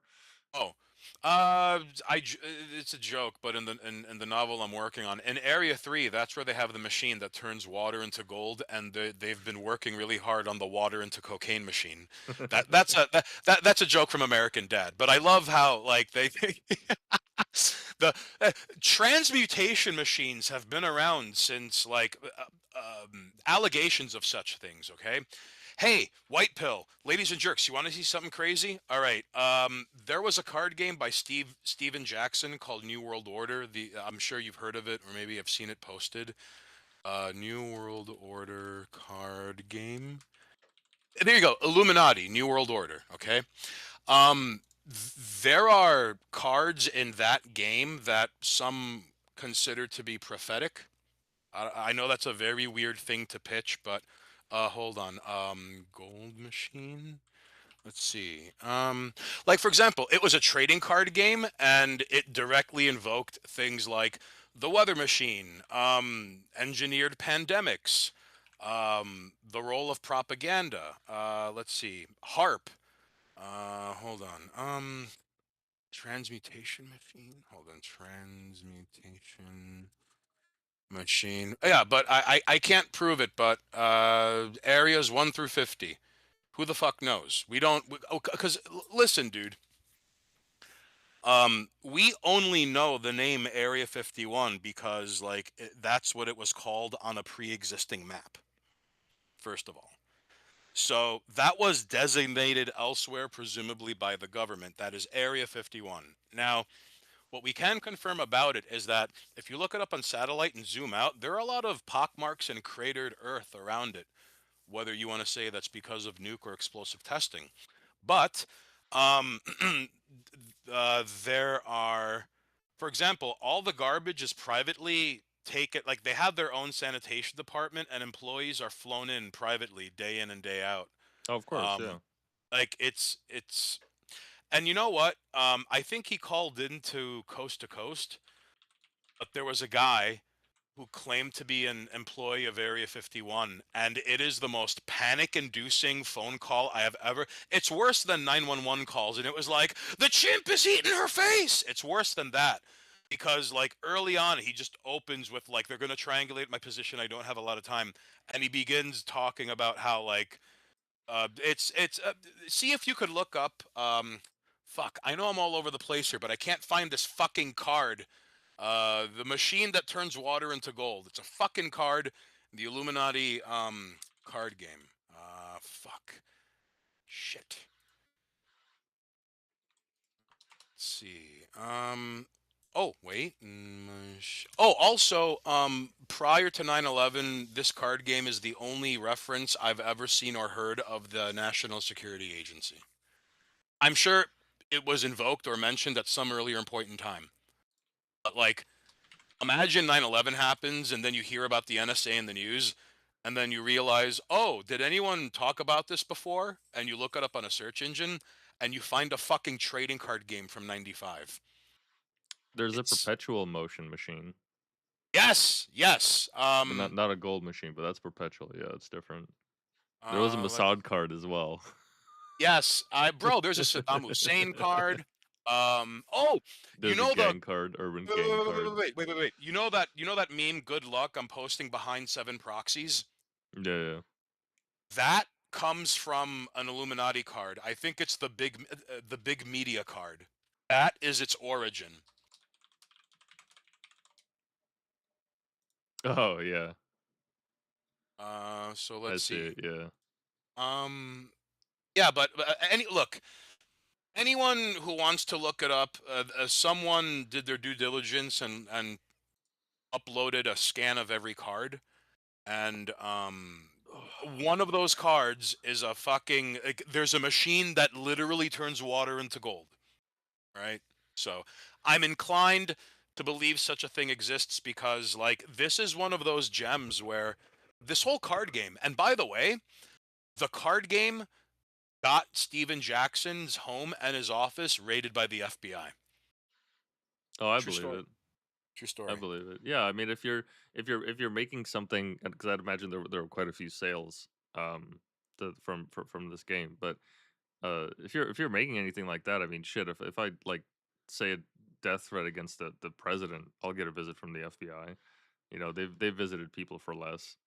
Oh yeah, and in fact, they'll probably I'm sure a secret service will probably call up CSIS and be like, "Yeah, this guy, he's talking mad shit about our president. Can you look? You could come up with probable cause that if a Canadian is making threats about the American president, he'll make a threat against the prime minister, and then you could just black bag him and torture him in Syria for a few years. Yeah, yeah, yeah, yeah. Yeah, have fun with that. Like that's I'm certain it doesn't take much for CSIS to when the phone rings, they're like, "Yes, Master America." Oh, of course, yeah. Yeah, we were all elbows up here for a second, and then the prime minister visited Trump, and he's like, "Oh, how thankful we are for your leadership, Mr. Trump. Oh, How I, how blessed we are." I'm picturing Trump and your prime minister, and Trump is now call him a fag, and the prime minister is immediately tweeting someone you're a fag. Yes, me lord. Yeah, Do you enjoy absolutely, when I'm your footstool? Yes. absolutely, But no, I unbelievable. gotta.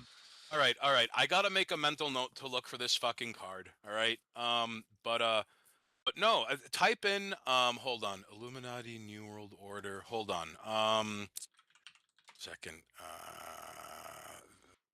There's wait. Natural disaster. No. Locust. No. Even the fucking Spear of Destiny. The spear. Hold on. Spear of Longius. Yep. Longinus, I think it is. Yeah. Yes, the Spear of Longinus is a fuck. Like it's oh the Shroud of Turin is a fucking item.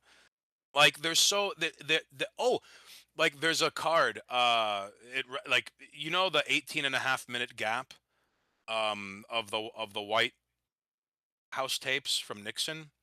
Mm-hmm. All right, the 18 and a half minute gap is an item in the game. Like there's so honestly the game is sort of like everyone's first red pill if that makes sense. Yeah, this Like is like your cousin in the garage introducing you to weed for the first time in a card game. Yes, yes, but herein lies the best part though. Way too much of the card game can be like, I don't want to say verified, but at the very least corroborated. Okay. Fun fact. There's a Bill and Hillary Clinton are cards in the game. So is Newt Gingrich. I wish I was joking. Um, and they, if memory serves me correctly, Bill Clinton is able to like whatever. I sound crazy enough, but there's a fucking card in this game that's literally, oh, at the bottom of the ocean, the U.S. government found this machine and it turns water into gold. Isn't that crazy? I believe it. There's one that this is actually a real conspiracy. It's called the Clipper chip. This is a chip that they wanted to put inside every computer. I think it was, I want to say 90s. But yeah, there's like actual. I remember seeing a newscast where the NSA, also one of the first times they were mentioned in media, um, where they were looking to put the Clipper chip, this chip in computers that would give all these agencies a backdoor into it, essentially. Oh, which by the way, there was a declassified NSA catalog from the early or mid 2010s, and they made exactly that and then some. It's basically like a catalog of all the goodies the NSA had, and they did things you probably couldn't even conceive of until reading. Well, Like, like printer paper. I know that for a fact that each printer has a unique signature, like a thumbprint that's printed on like not invisible ink, but it's somehow imparted on the paper, so that anybody that like writes up a ransom note or what have you, if oh yeah, if every there's a forensic analyst, they will be able to tell exactly which printer, what model, what make, like where it came from. yeah, part of it is because every printer made after a certain year, and also like if memory serves me correctly, like, I think one of the few ways around it is using a bubble jet printer because if you're using laser ink, that's part of what's in it. And I know that sounds cockamamie. I'm sure that sounds just as crazy as old timers claiming that soft packs of cigarettes and tobacco pipe smoke doesn't cause cancer, but regular hard pack cigarettes do. I know that's the tier of logic we're working with, but older printers don't suffer from this. And now like laser printer is the norm. We don't tend to have bubble ink printers went the way of the dinosaur because like you really can't do forensics with anything printed on those things like you can with laser. Like Or it's just go to it's Kinko's. yes, or just go to Kinko's. Yeah, just go to Uh, your local library. so dude, about the V chip. Okay, I'm not trying to pick on Canada when I say this, but look up the movie Warlock. It's a 1989 film. It inspired a murder, okay? And because of this, quote, the case brought the issue of violence in movies to the forefront in Charles's native Canada and is reported to have influenced the country's decision to enable parents to use the V chip to censor violence in cable television. Oh This my was in god, '95. is that what that South Park, is that what the South Park movie is based on? I think so. I No, think no, so. no, no. That was different. That was they wanted to put that chip in the kids' heads because they kept Oh, watching uh Clarence and whatever the fuck it, something in uh, Terrence. I forget their name. Terrence and Phillip. Terrence and Philip. Yeah, yeah, yeah, Yes. yeah. Kids kept Oh, it's imitating been them and forever swearing. since I saw that So shit. they put the chips in their neck and they would buzz like a shock collar like Hassan. Reminder, okay? It is very difficult to trust people who come from cultures that mistreat dogs. Like, when people on the internet, like, that's third world coded. You know what's honest to God third world coded? Eating with your hands and mistreating dogs. It's not rocket science, people. It's not rocket appliances. Um, but no, do me a favor. Can you make a note somewhere for me to find that fucking transmutation alchemical card in the Yes, Illuminati card game? Okay. I'll put a So reminder for tomorrow. just so I don't forget, I want to circle back to schizophrenia before I forget it real quickly.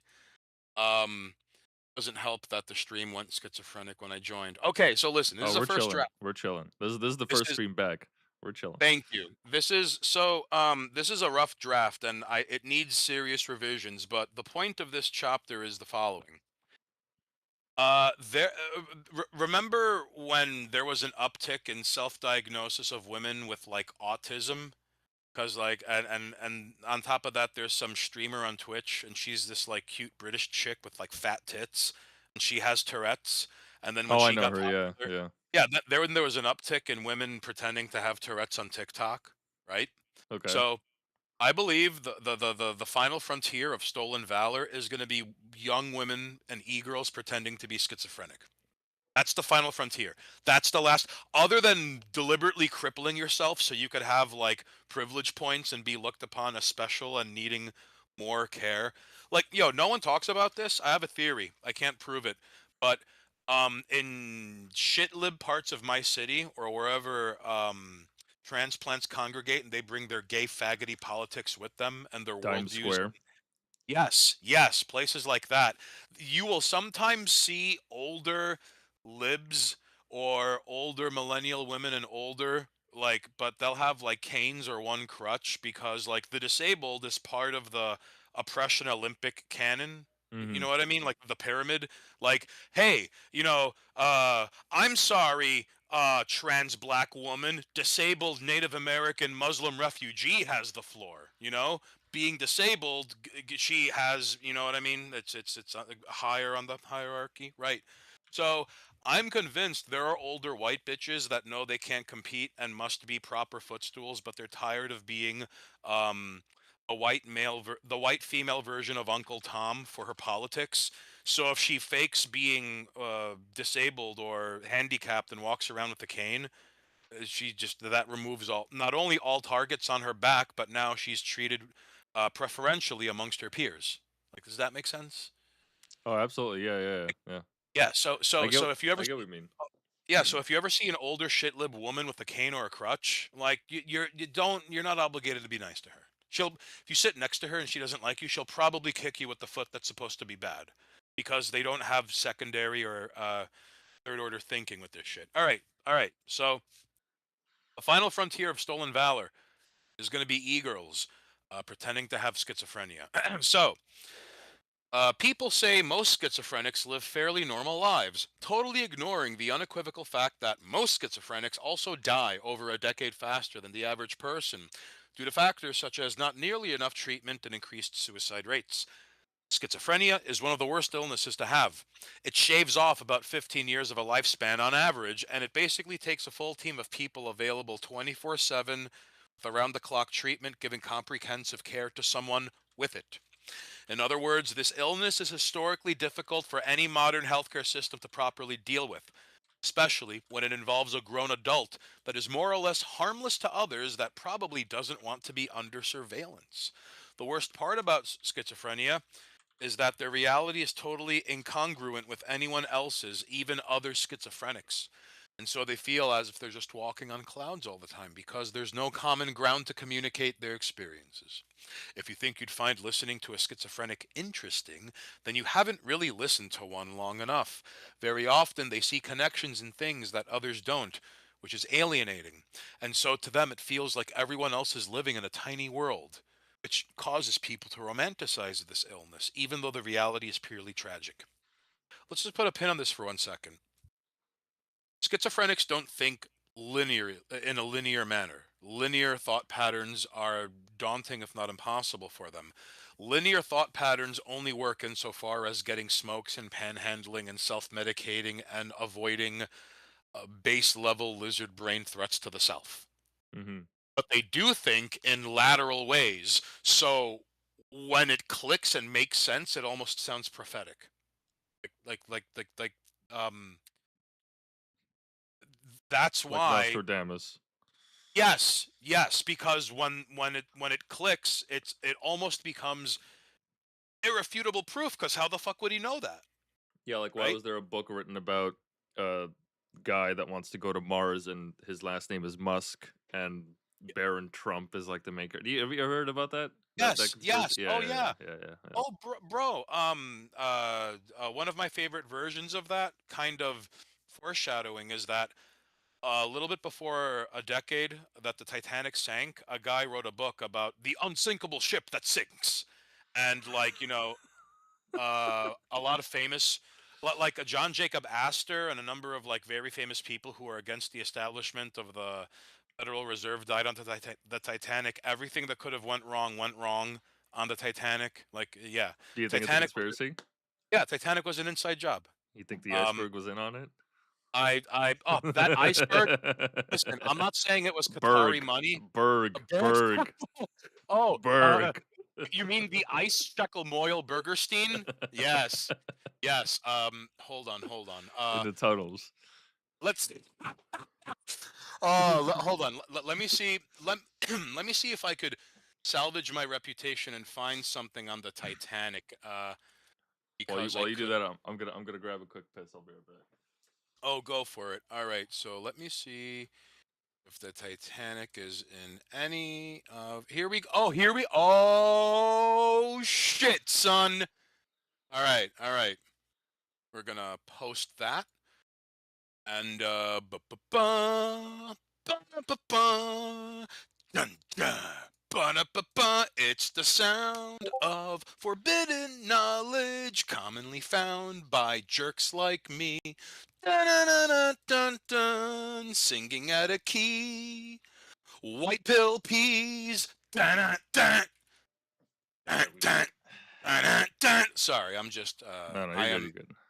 I am doing air guitar mouth sounds in celebration because I want you to look at Discord. See, looking for things like, Mm-hmm. Mm-hmm. so I would like for you to read that for the stream, my friend. Yeah, 1898, a man named Morgan Robertson penned a book titled Wreck of the Titan about a luxury liner deemed unsinkable that was going too fast in the North Atlantic in April and hit an iceberg, killing most everyone on board due to the lack of lifeboats.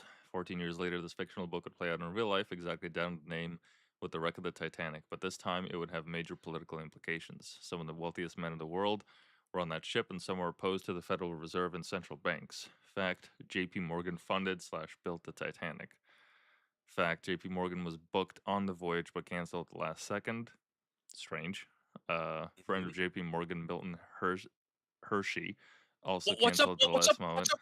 What's up with these money men calling out sick and not going to work before something bad happens? That's Yeah, happened before. Yeah, what's that's up with that? strange. That's strange. Yeah. Also canceled at the last moment and survived to build the Hershey food empire. Okay. There were no red flares on board the signal. Which hold on, hold on, Like hold on. that's I crazy. Well, first of all, imagine it's like, gentlemen, I will not be going on this journey. If you'll excuse me, I have to make sawdust puke corn syrup nipple looking things everyone will love. Goodbye. Yeah, it's called the I'm looking at the book right now. It's also called Futility, and the drawing on the cover. I mean, I guess like ship designs weren't really all that innovative back then, but I mean, it oddly looks like the Titanic, and all the art that I see, like the book, it it looks just like the Yeah. Titanic. That book that you mentioned, where it's like we're going to space, and his name is Elon Musk. Like, bro, there's no such thing as a coincidence. Okay. So this book, it again, this isn't hidden knowledge. This isn't like like the discovery of the Dead Sea Scrolls. You know, this wasn't like the discovery of the Gospel of Mark in 1954 or whenever that happened. Like there was a Gospel of Mark they found in. Hold on, I want to make sure I get this correctly, because I have a whole chapter on like the historical construction of the Bible. Here we go. Hold on, hold on, hold on. Speaking of Uh, historical Bible, did you hear about the that giant concrete tablet that was somewhere, I think it was in the Midwest or something, that was it essentially laid out like the rules of civilization if there was some kind of like a cataclysmic event that happened, oh people could yeah, go to the tablet and the there was a Georgia sundial. Guidestones. Yeah, the Georgia Yeah, Guidestones. Yeah, somebody fucking destroyed them. right. That doesn't why That's just nuts. why that doesn't. That should be like a national monument. That should be like they should have like protection around the clock at that thing, or at least at the least a CCTV camera. Yeah, and it's sad because like how The fact that we have footage of a blurry figure running away from it, and like the guy isn't wearing what looks like tier 1 operator full tactical. It's like some jerk off in civilian clothing. Yeah. That's the part that upsets me more than like, cuz bro, if the Georgia Guidestones were blown up by dudes in suits, that's kind of badass. Like Yeah. if it was blown up by guys with like, face paint and bucket hats like Navy SEALs and like a helicopter flew away, then it was like, "Whoa. We needed men who, if they died on the job, their families wouldn't even be told.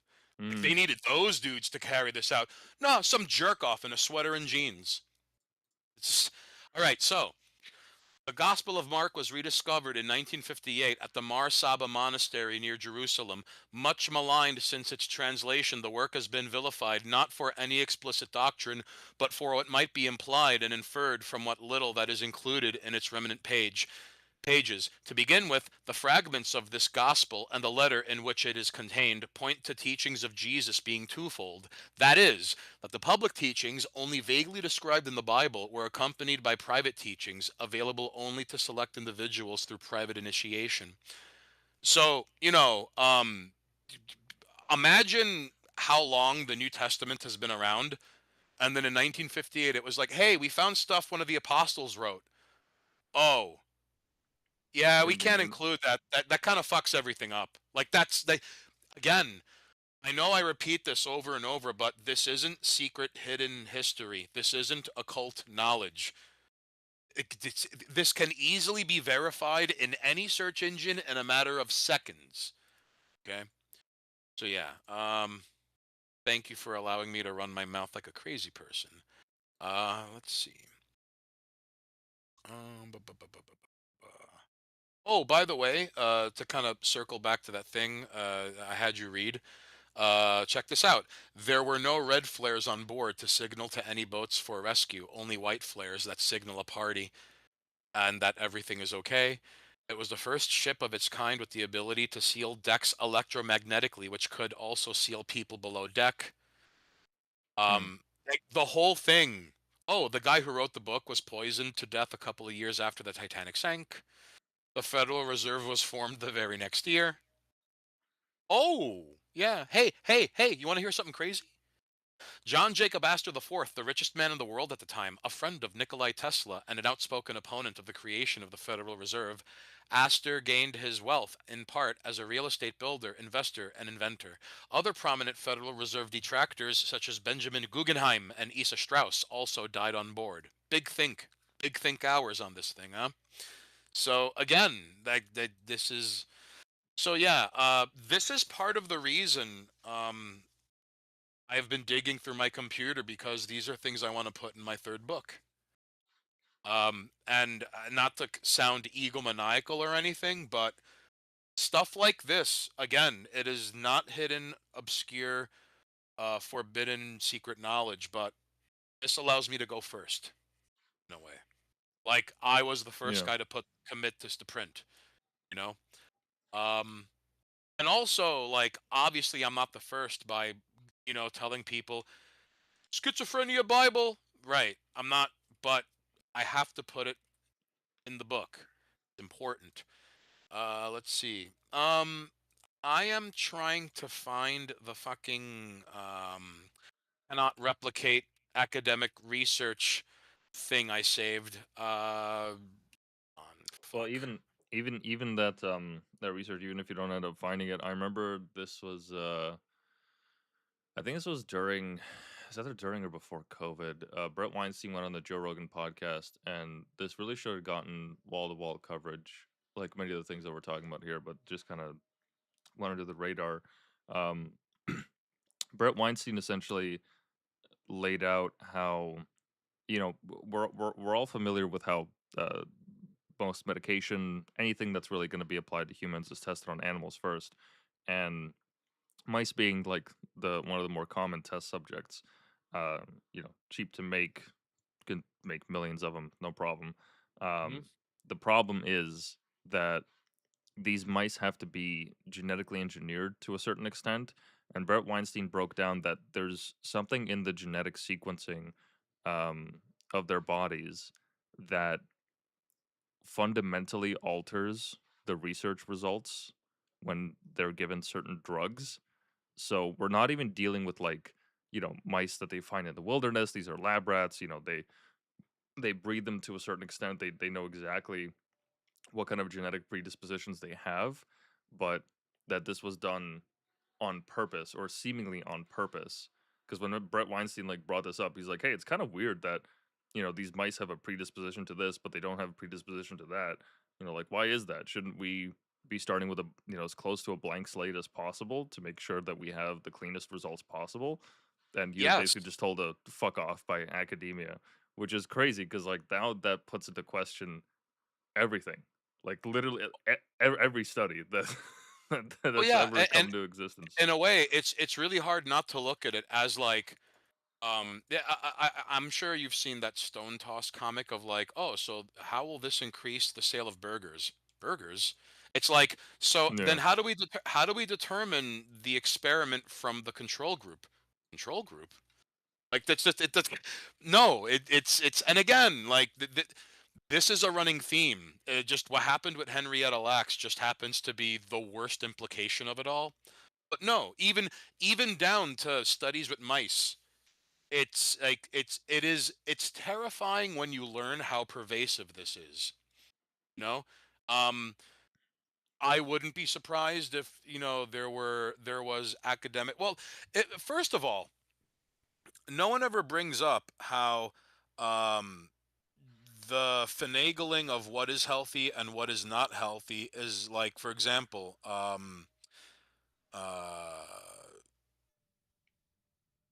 I don't know if it's this bad in Canada like it is here in the US, but lobbying science and a bunch of other shit is one of the reasons how and why corn ended up in everything here. Yep. There's a chapter in my second book titled "America is Haunted by Mesoamerican Corn Demons." Um, First of all, I can't prove it, but the Soviet Union is revenge for what we did to the Indians.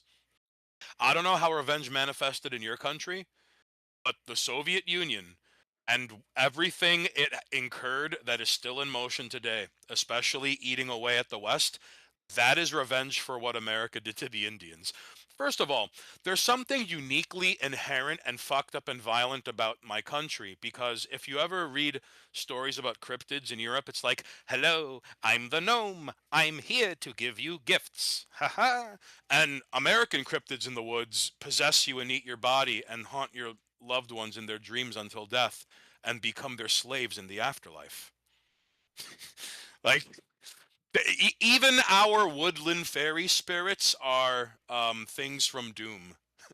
So there's for what we did to the Native Americans, the end result is something cashed out, and it came in the form of the Soviet Union. I know that sounds crazy, but prove me wrong.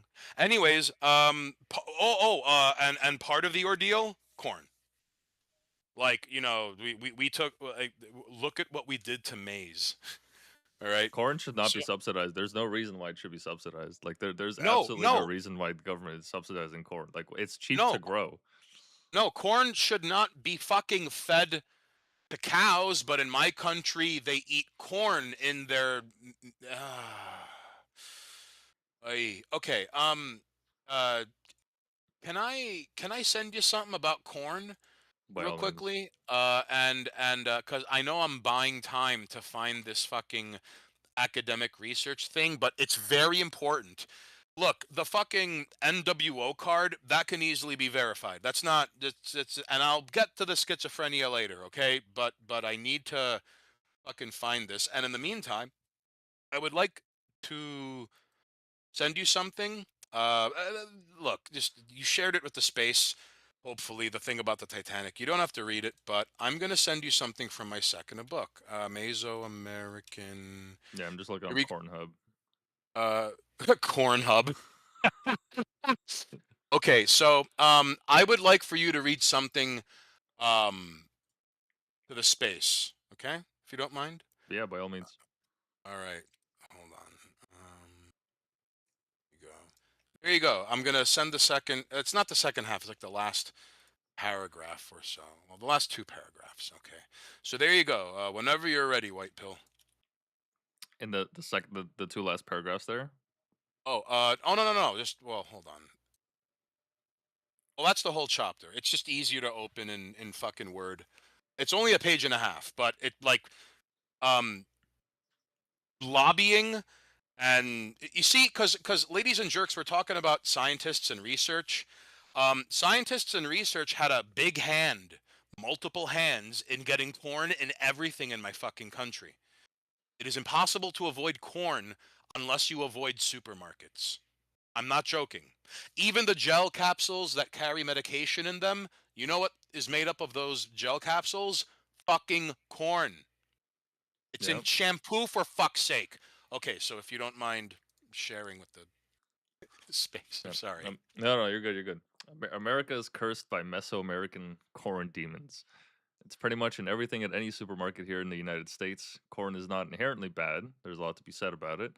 A hardy plant that grows with relative ease in a wide variety of climates. It can be served in a wide variety of ways. It can be mass produced affordably, and it can be used to make a number of useful derivative products. Did God, in his infinite wisdom, mean for every living thing on the planet to eat corn as part of every meal, every day, in mass quantities from children to senior citizens to cows? The biggest problem is it's not just gnawing on an ear of corn from the garden. Cornstarch, syrup, and cellulose are used in every medicine you could put in your mouth. And not just sugar. Almost every sugar free sweetener on the market today is made from a corn product. But just because it doesn't taste sugary doesn't mean you're in the clear. Corn syrup, starch, and or oil is added to french fries, peanut butter, saltines, steak sauce, table salt, margarine, iced tea, fruit juice, even the ones that claim to be 100% juice, raw honey, fish sticks, bread, more and more and more avenues through which to feed corn to an unsuspecting public. But amazingly enough, it gets worse. Not satisfied with being the largest single component of the average American's diet, the corn industry genetically modified its products, sometimes without government supervision, and it distributes the end results to consumers without labeling it. Move over, Montezuma's revenge. Genetically modified super corn has swept across the Americas and has already profoundly damaged Mexico's native wild strains of corn. Pretty soon, there won't be any unaltered corn left, even for comparison purposes. The human metabolism digestive system craves variety.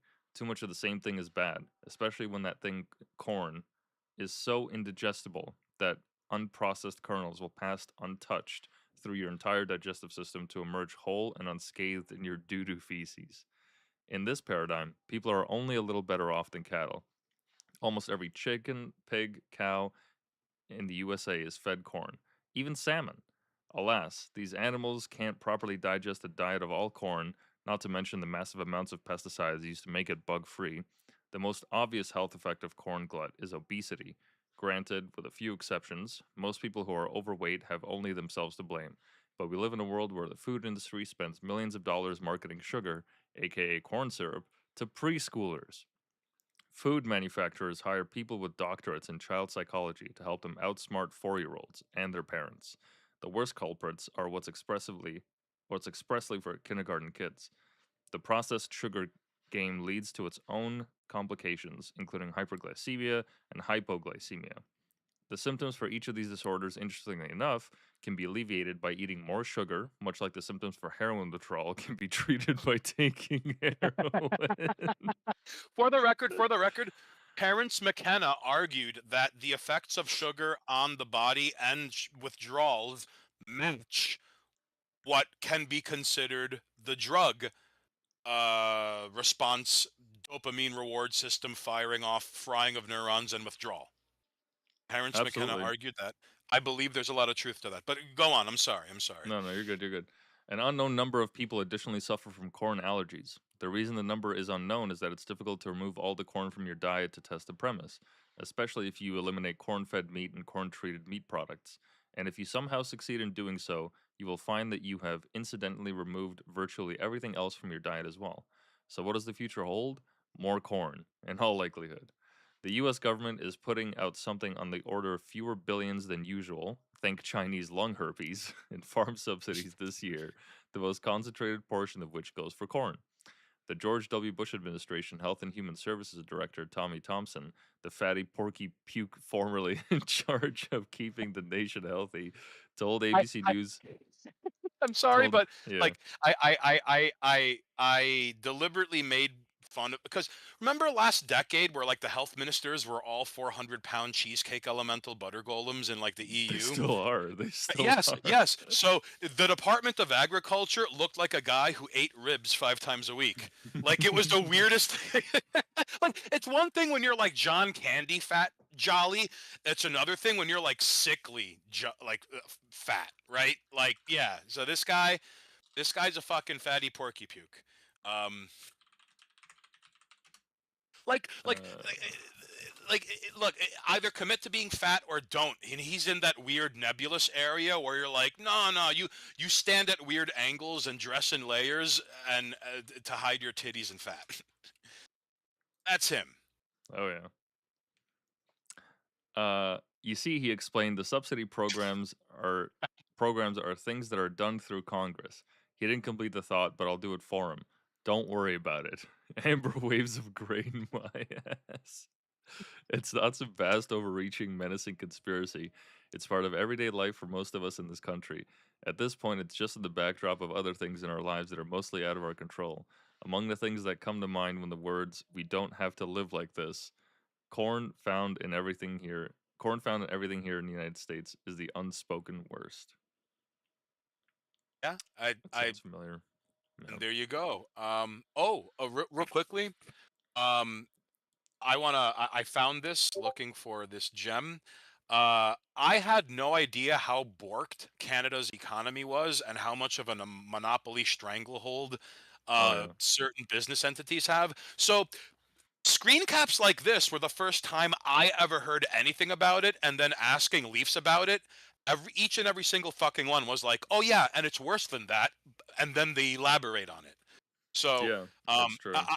I know the language the guy uses is like, I, he's of course something like beef baron, poultry pimp, and uh, what? Right. That Milk sounds Mafia. silly. Right, The right. cheese nostra. But it's right. But here's the thing. Like, he's not wrong. Yeah. Fuck. Like, like there's a bit by Patton Oswalt where he talks about clean filth, where like oh no, I spilled all my goof juice on you, like instead of Mm. I came on you, right? So like something like Milk Mafia sounds like clean filth, but like a leaf at his wit's end trying to convey the stranglehold he and his countrymen are in. And that's the result. I had no idea it was that bad, dude. And that was, what is it, 2017, 2018 is that screen cap? 2019, yeah. Yeah. It has only gotten worse, I think it's safe to say, right? Yeah, and it's been like this for a while. It actually so there's a I forget what it's called, but there's a name for the policy where um essentially farmers they they get subsidized by the government to because they have to follow the regulations like any industry, but if they overproduce in excess, like milk, beef, what have you, whatever product it is, they are legally forced to dump it. They have to dump it. Like we're sitting at record high food bank usage right now in Canada throughout our entire history, and people are like legit like starving because they can't fucking uh make their bill payments and rent and whatnot, and we're like dumping milk. And this was a scandal back in back during COVID. Let me see if I can find the video. But there was a farmer that was like, I don't care what fucking uh what laws this breaks. I don't care if I get in trouble for this. But he made a video highlighting it where he literally has like a tap. He literally has a tap of milk that's flowing out. And he's like, look, this is the exact same product. This is the same quality of milk. There's nothing wrong with it. It's literally just going into the fucking ground because this helps them control the prices. This makes it so that Canadian farmers can charge, whatever fucking exuberant amounts. And it's the same quality of milk. You can see him drink it. Oh, right? dude, I remember.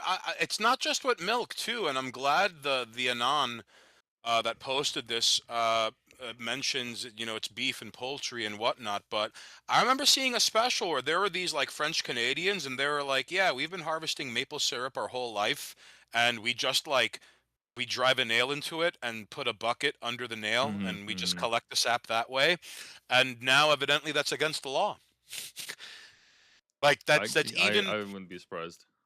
like right. So even small farmers with maple trees on their property have to abide by this. Like for like it it again, dude. Like most Americans, we don't know how bad it is up there with certain things. We don't. We just don't. We just don't. Um, Yeah. to your point, They talked about it during the debate, and the leaders were asked if they would if they would rethink the policy in any way, shape, or form, and all of the party line, every single one of them said, "No, we're not going to rethink this. We're not going to rethink this. We're not going to rethink this." And when I saw that, I was like, "Oh, you guys are all fucking in on it. It's the same thing in the U.S. very quickly, You guys are all in on it."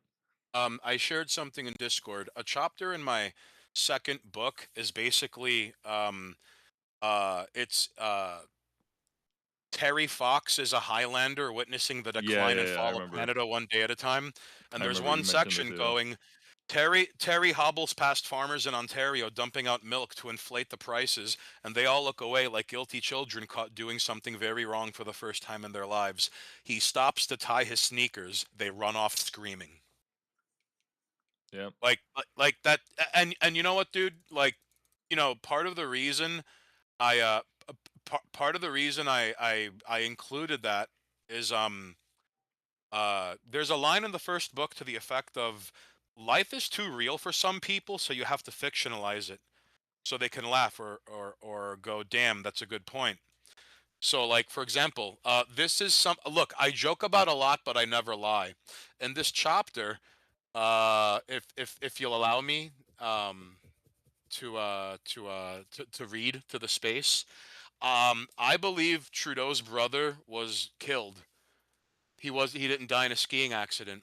If you watch the news footage of his brother dying, like immediately after he died, and they were interviewing the Trudeaus, I heard about his this. Yeah, his brother looks high as shit, and not even like his face doesn't match his voice and emotions, and he clearly looks like not sober. There's the whole thing stinks. Okay, so here we go. Terry runs past Kokani Glacier Provincial Park. Michael Trudeau, trapped on this plane of existence as the victim of ritual sacrifice and given no proper burial, takes ethereal form and pleads for light, to rest in peace, screaming, howling. Now is the hardest part of the looped journey. Michael's ghost floods Terry's mind with moving images beyond description, like a shifting oil painting kept in motion entirely by anguish and suffering. Things his mind and soul instinctively know are evil. No Wendigo, no Yeti, no Rougarou in the woods or side of the road, no Mugwump, no Skinwalker, not even the Cadbosaurus or psychic Memphir that swims alongside him when he hobbles past terrified him more than Michael Trudeau's ghostly pleas. The creatures from Turtle Lake, Trout Lake, or Thetis Lake, the Seal Key, the Manipogo, the Lutlands in Quebec, not even the fire-breathing Gassien Diethra hold a candle to the panic and terror Terry must keep at bay when Michael Trudeau's ghost finds him. There is no LOLJK. That poor young man died in a horrible, unspeakable way. yeah. But I found the newsreel of his death. Like when look they're at talking this about it. fucking. This motherfucker is higher than a kite. No, play. The CBC's Terry Malevsky reports. Et la deuxième question? There Hey, was man, something just familiar like, about here's the some self-confidence of the man Got at the good podium seats. and about the smile Yeah. of his mother, who Yeah, have you hasn't guys tried the smiled much cheesy bread? since her youngest son was swept No. away by an avalanche. Where did you If park? Michelle had decided to stay home and Hey, play chess my brother died, and I'm Nintendo, like, what's it, chilling? Hey, my wife is like, he I would have been want fine. dick. Yeah. But he chose to go Hey, out there, guys. and that's what made the difference. Now My the mom looks Trudeaus at me are and trying to sees put their Fidel. grief to good use. The yeah, I'm sad. Dude, she was smiling. Those. Bro, Bro, like the only other time I've seen that is like right after Sandy Hook, the guy who one of the alleged fathers of the victims looked like he won a fucking check in the mail. family It's was so, oh devastated my by the God. death of Michelle, All and they're right, hoping to so there you educate have a it, ladies snowbound. and jerks. I still can't get enough of Justin Trudeau looking like, hey, I quit my smoke session to be here. Yeah, it's it's Let weird. me tell you. Let me tell you about the time Mick Jagger fingered me in Club 54. Ah, according to the First Nations people of Canada, Margaret Trudeau is known as she who shall be buried in a Y-shaped coffin. The people in Yellowknife call her Eagle Spread. I don't know why. God, it just the whole Uh, poor Terry Milowski, who is like, I know what happened, and I'm scared to death of say what really happened. Hey, so like I was smoking with John, and we were like, who wants to go to Waffle House? And I was like, I do. And then I lost my keys in the snow, and people helped us look for it. Shit was pretty chill, bruh. yeah, now he's married to Katy Perry, or at least they're a thing, which is so fucking embarrassing, dude. My fucking Uh, my ex fucking leader of my country is dating Katy Perry, bro. listen. I hate to say this.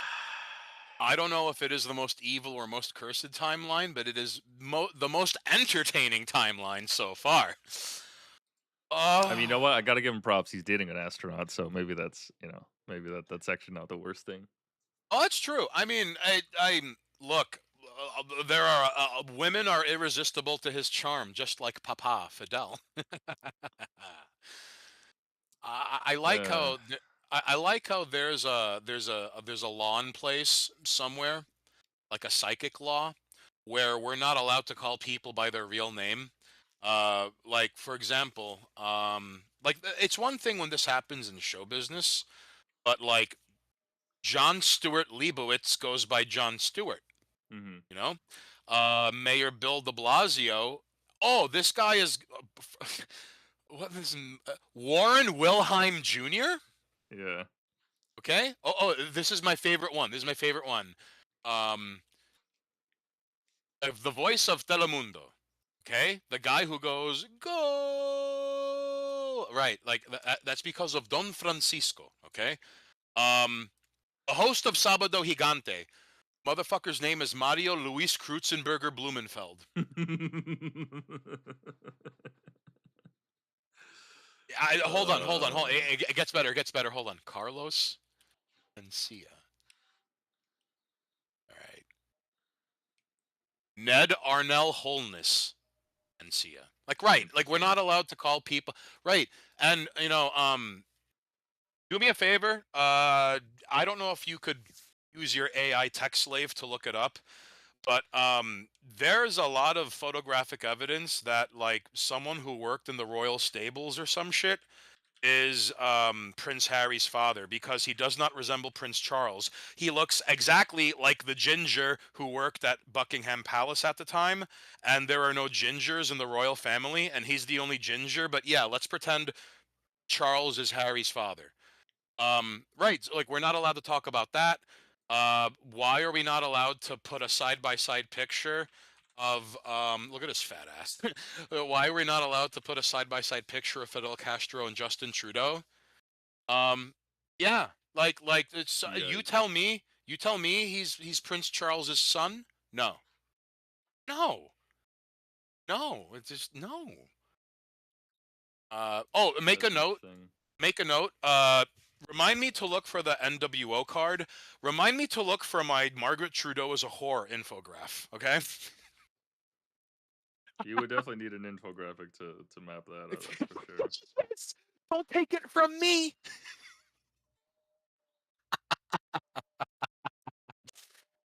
Uh, Margaret Trudeau is a filthy whore groiper.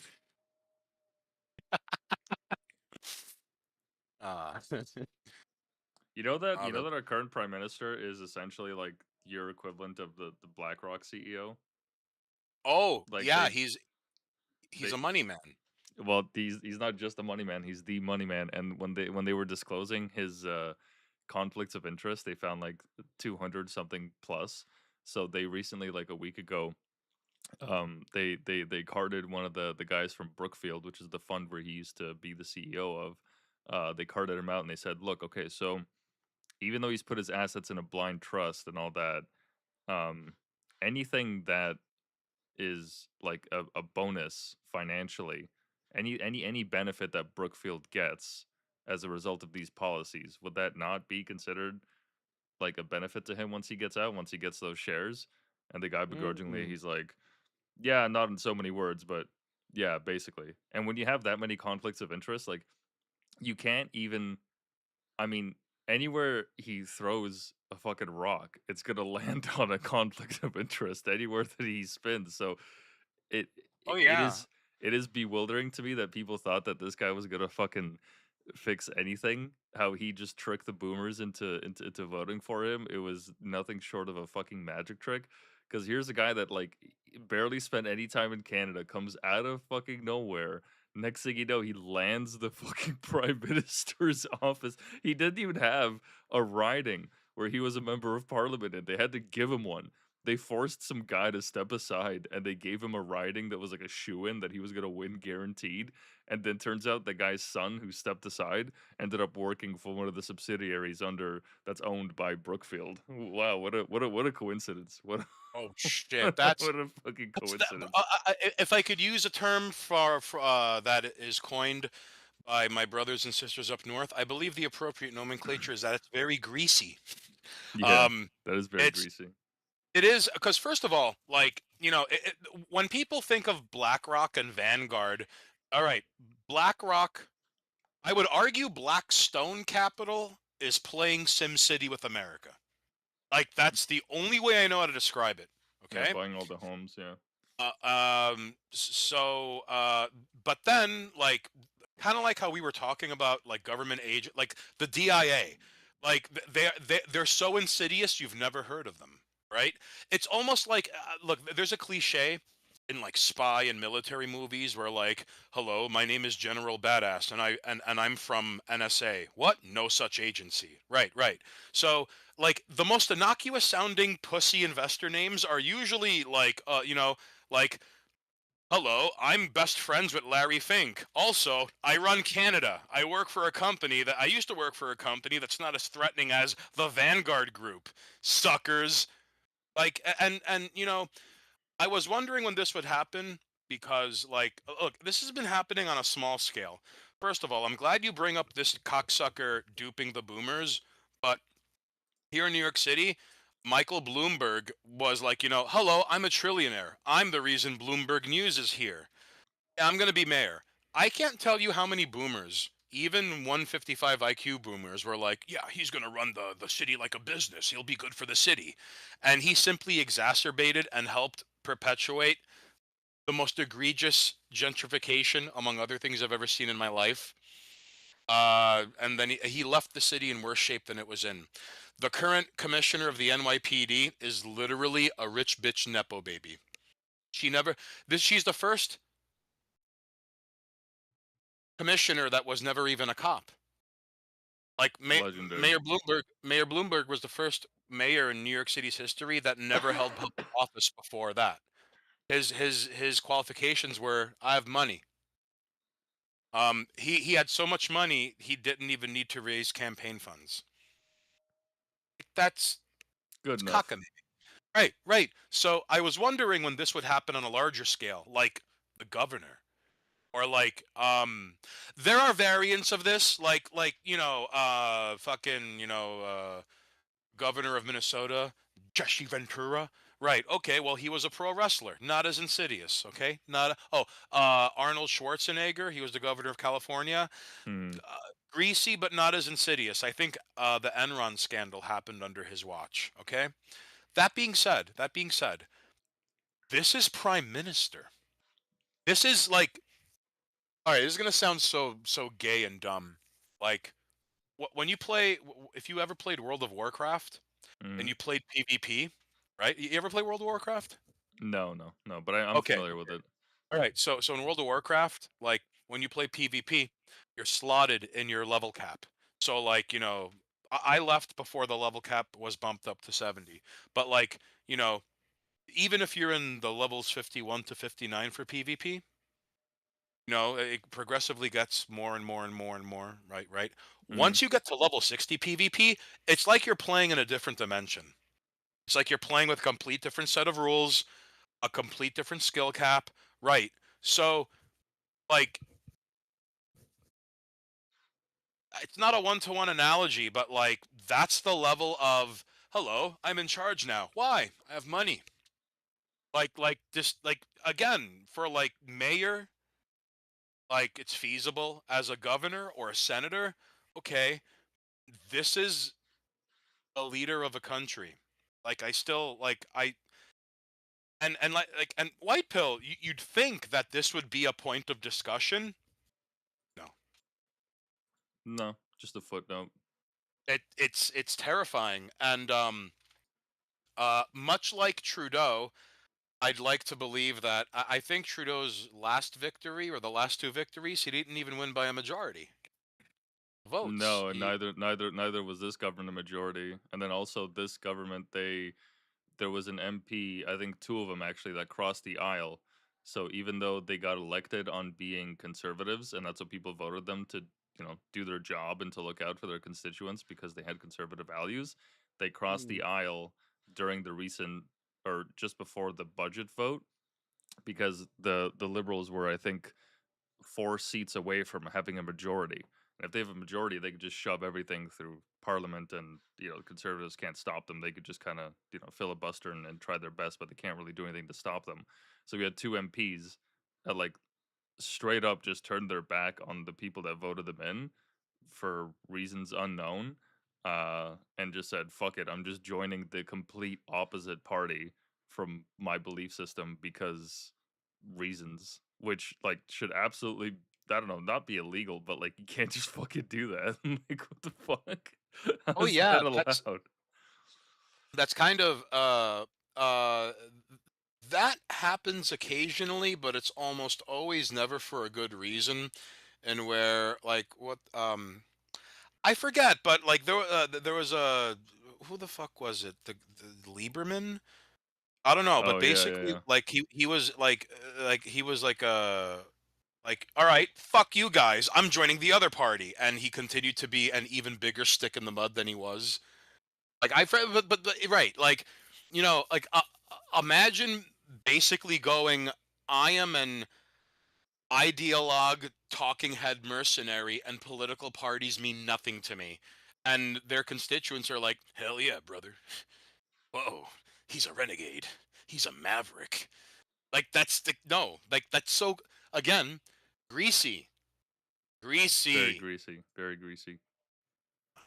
Uh, Uh on that note, it's almost midnight. I was gonna cut the stream in a bit if you had some things you wanted to close out on. oh, let's see. I will. Okay, you know what? Do me a favor. Just do me a favor. Take the floor for like 3 minutes, cause I'm gonna lose my fucking mind if I can't find the screen cap. And I'm looking in a. I'm not looking in my hard drive. I curtained all of this shit in a separate folder, so just don't worry. Take the floor for like 3 minutes. Go, go, go. Yeah, sure thing. Um, before we end off the stream, want to remind everyone. Well, first of all, thank you for anyone that's made it this far. Uh, but now we've got a page where you can donate to help the White Pill project. There's a link on the main page for the bio.link/whitepill. If you want to donate, don't feel obligated, but by all means, you can find that link there in the PayPal. Send whatever amounts. There's no minimum by all means. And if there is any text that you guys want read aloud in the donation, that's always going to happen at the end of the stream. Uh, typically, I don't Oh, read chat or not anything like that. not to interrupt. I'm still looking, but I overheard from a mutual of mine. I want to make sure this is correct. Are Canadians not allowed to have Cash App or Venmo?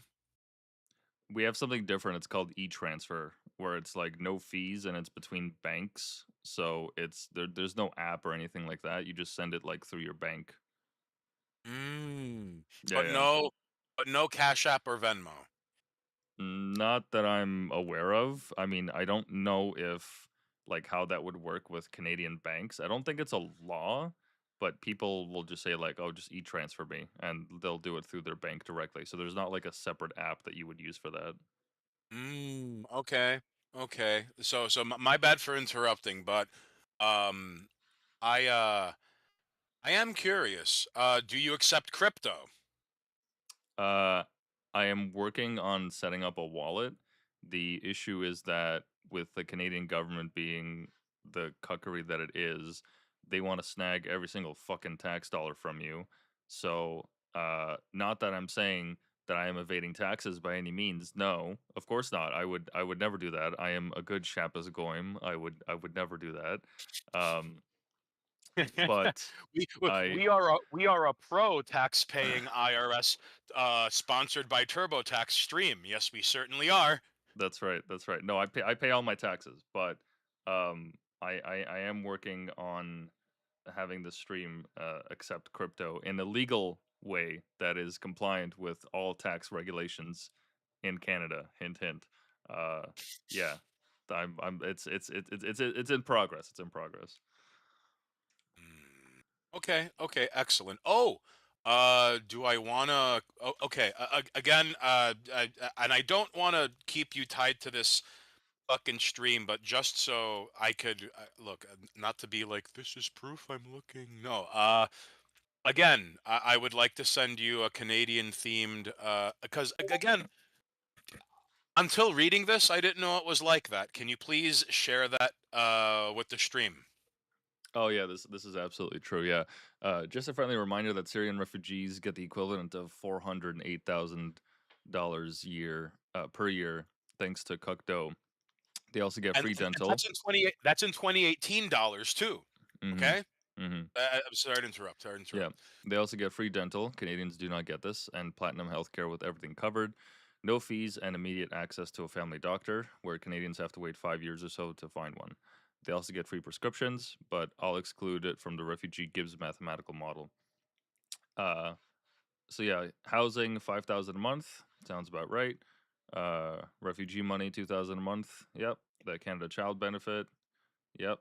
The dental platinum plan. Yes. The platinum healthcare. Yep, that's correct. So all of that comes together to about 408K. So I don't know the exact figures on this, but there have been leaks.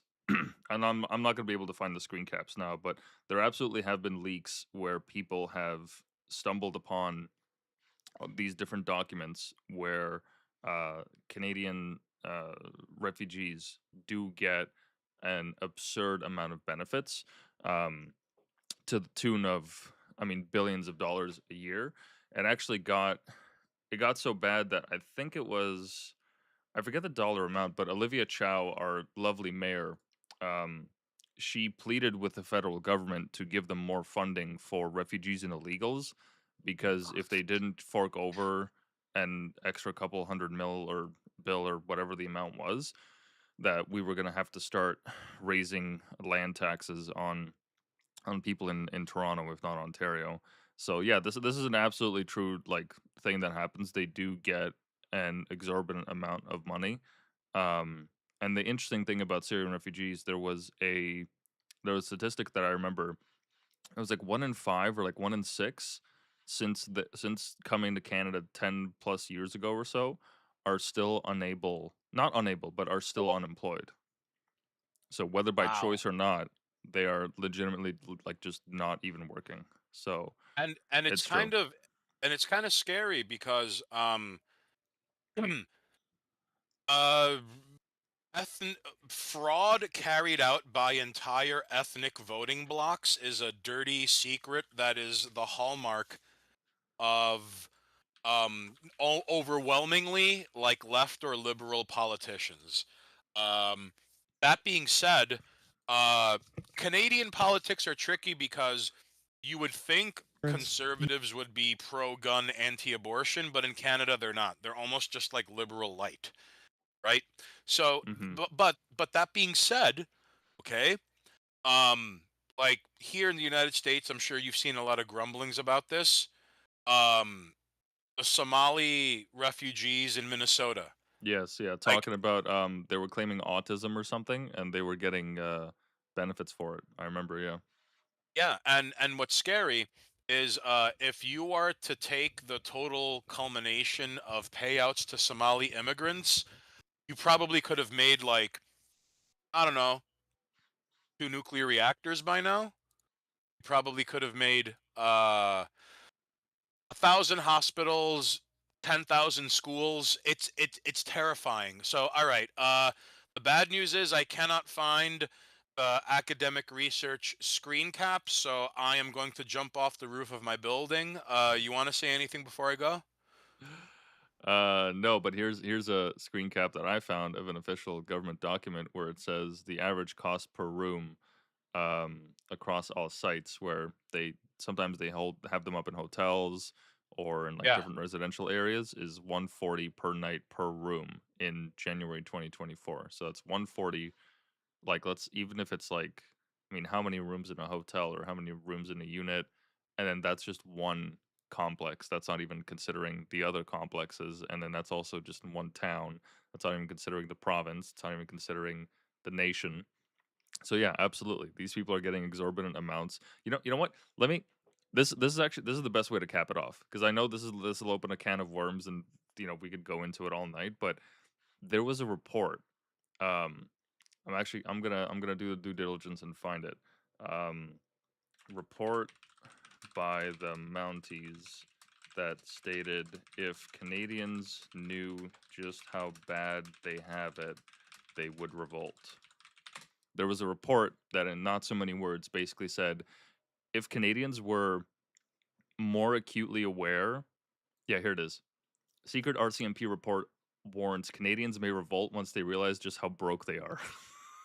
Okay. Wow. Okay, Okay. that's terrifying. And there's levels to that, because one, it implies that Canadians are not aware of just how broke they are. Two, this is a secret report. So this wasn't like, hey, by the way, the national media, the CBC, that gets billions of dollars in subsidies or however much their fucking budget is, it's growing every single year. Um, their job is to report on shit like this. They weren't like, oh, here's an expose. We'll talk about it. We'll hold hearings and we'll hold their feet to the fire and for. No, this just came out as like a footnote, as just like a side story. If Canadians only knew just how bad the situation was, they would revolt. And in this report, it basically said that living conditions in the next 10 years could deteriorate to the point where Canadians are going to be forced to hunt for their food, like hunt and fish and go out and gather berries and shit, because they can't get it in supermarkets. So, yeah, all this stuff about refugees, all that, like, it is absolutely true. It is more true than people realize. And we elected some fucking banker shill to clean the whole crisis up, which, I mean, I guess we get what we deserve, but like, Which is nuts. I didn't Which is sign up which for is this, man.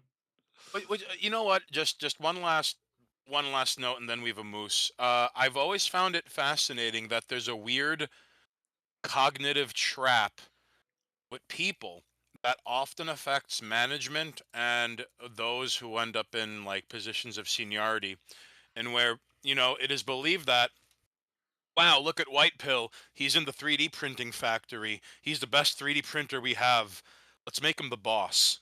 You don't know the first fucking thing about picking the right person for the job, Hmm. disputing conflict. I mean, I'm not making you out to be only good at one thing, but in I this get what you example, mean. Yeah, right? yeah.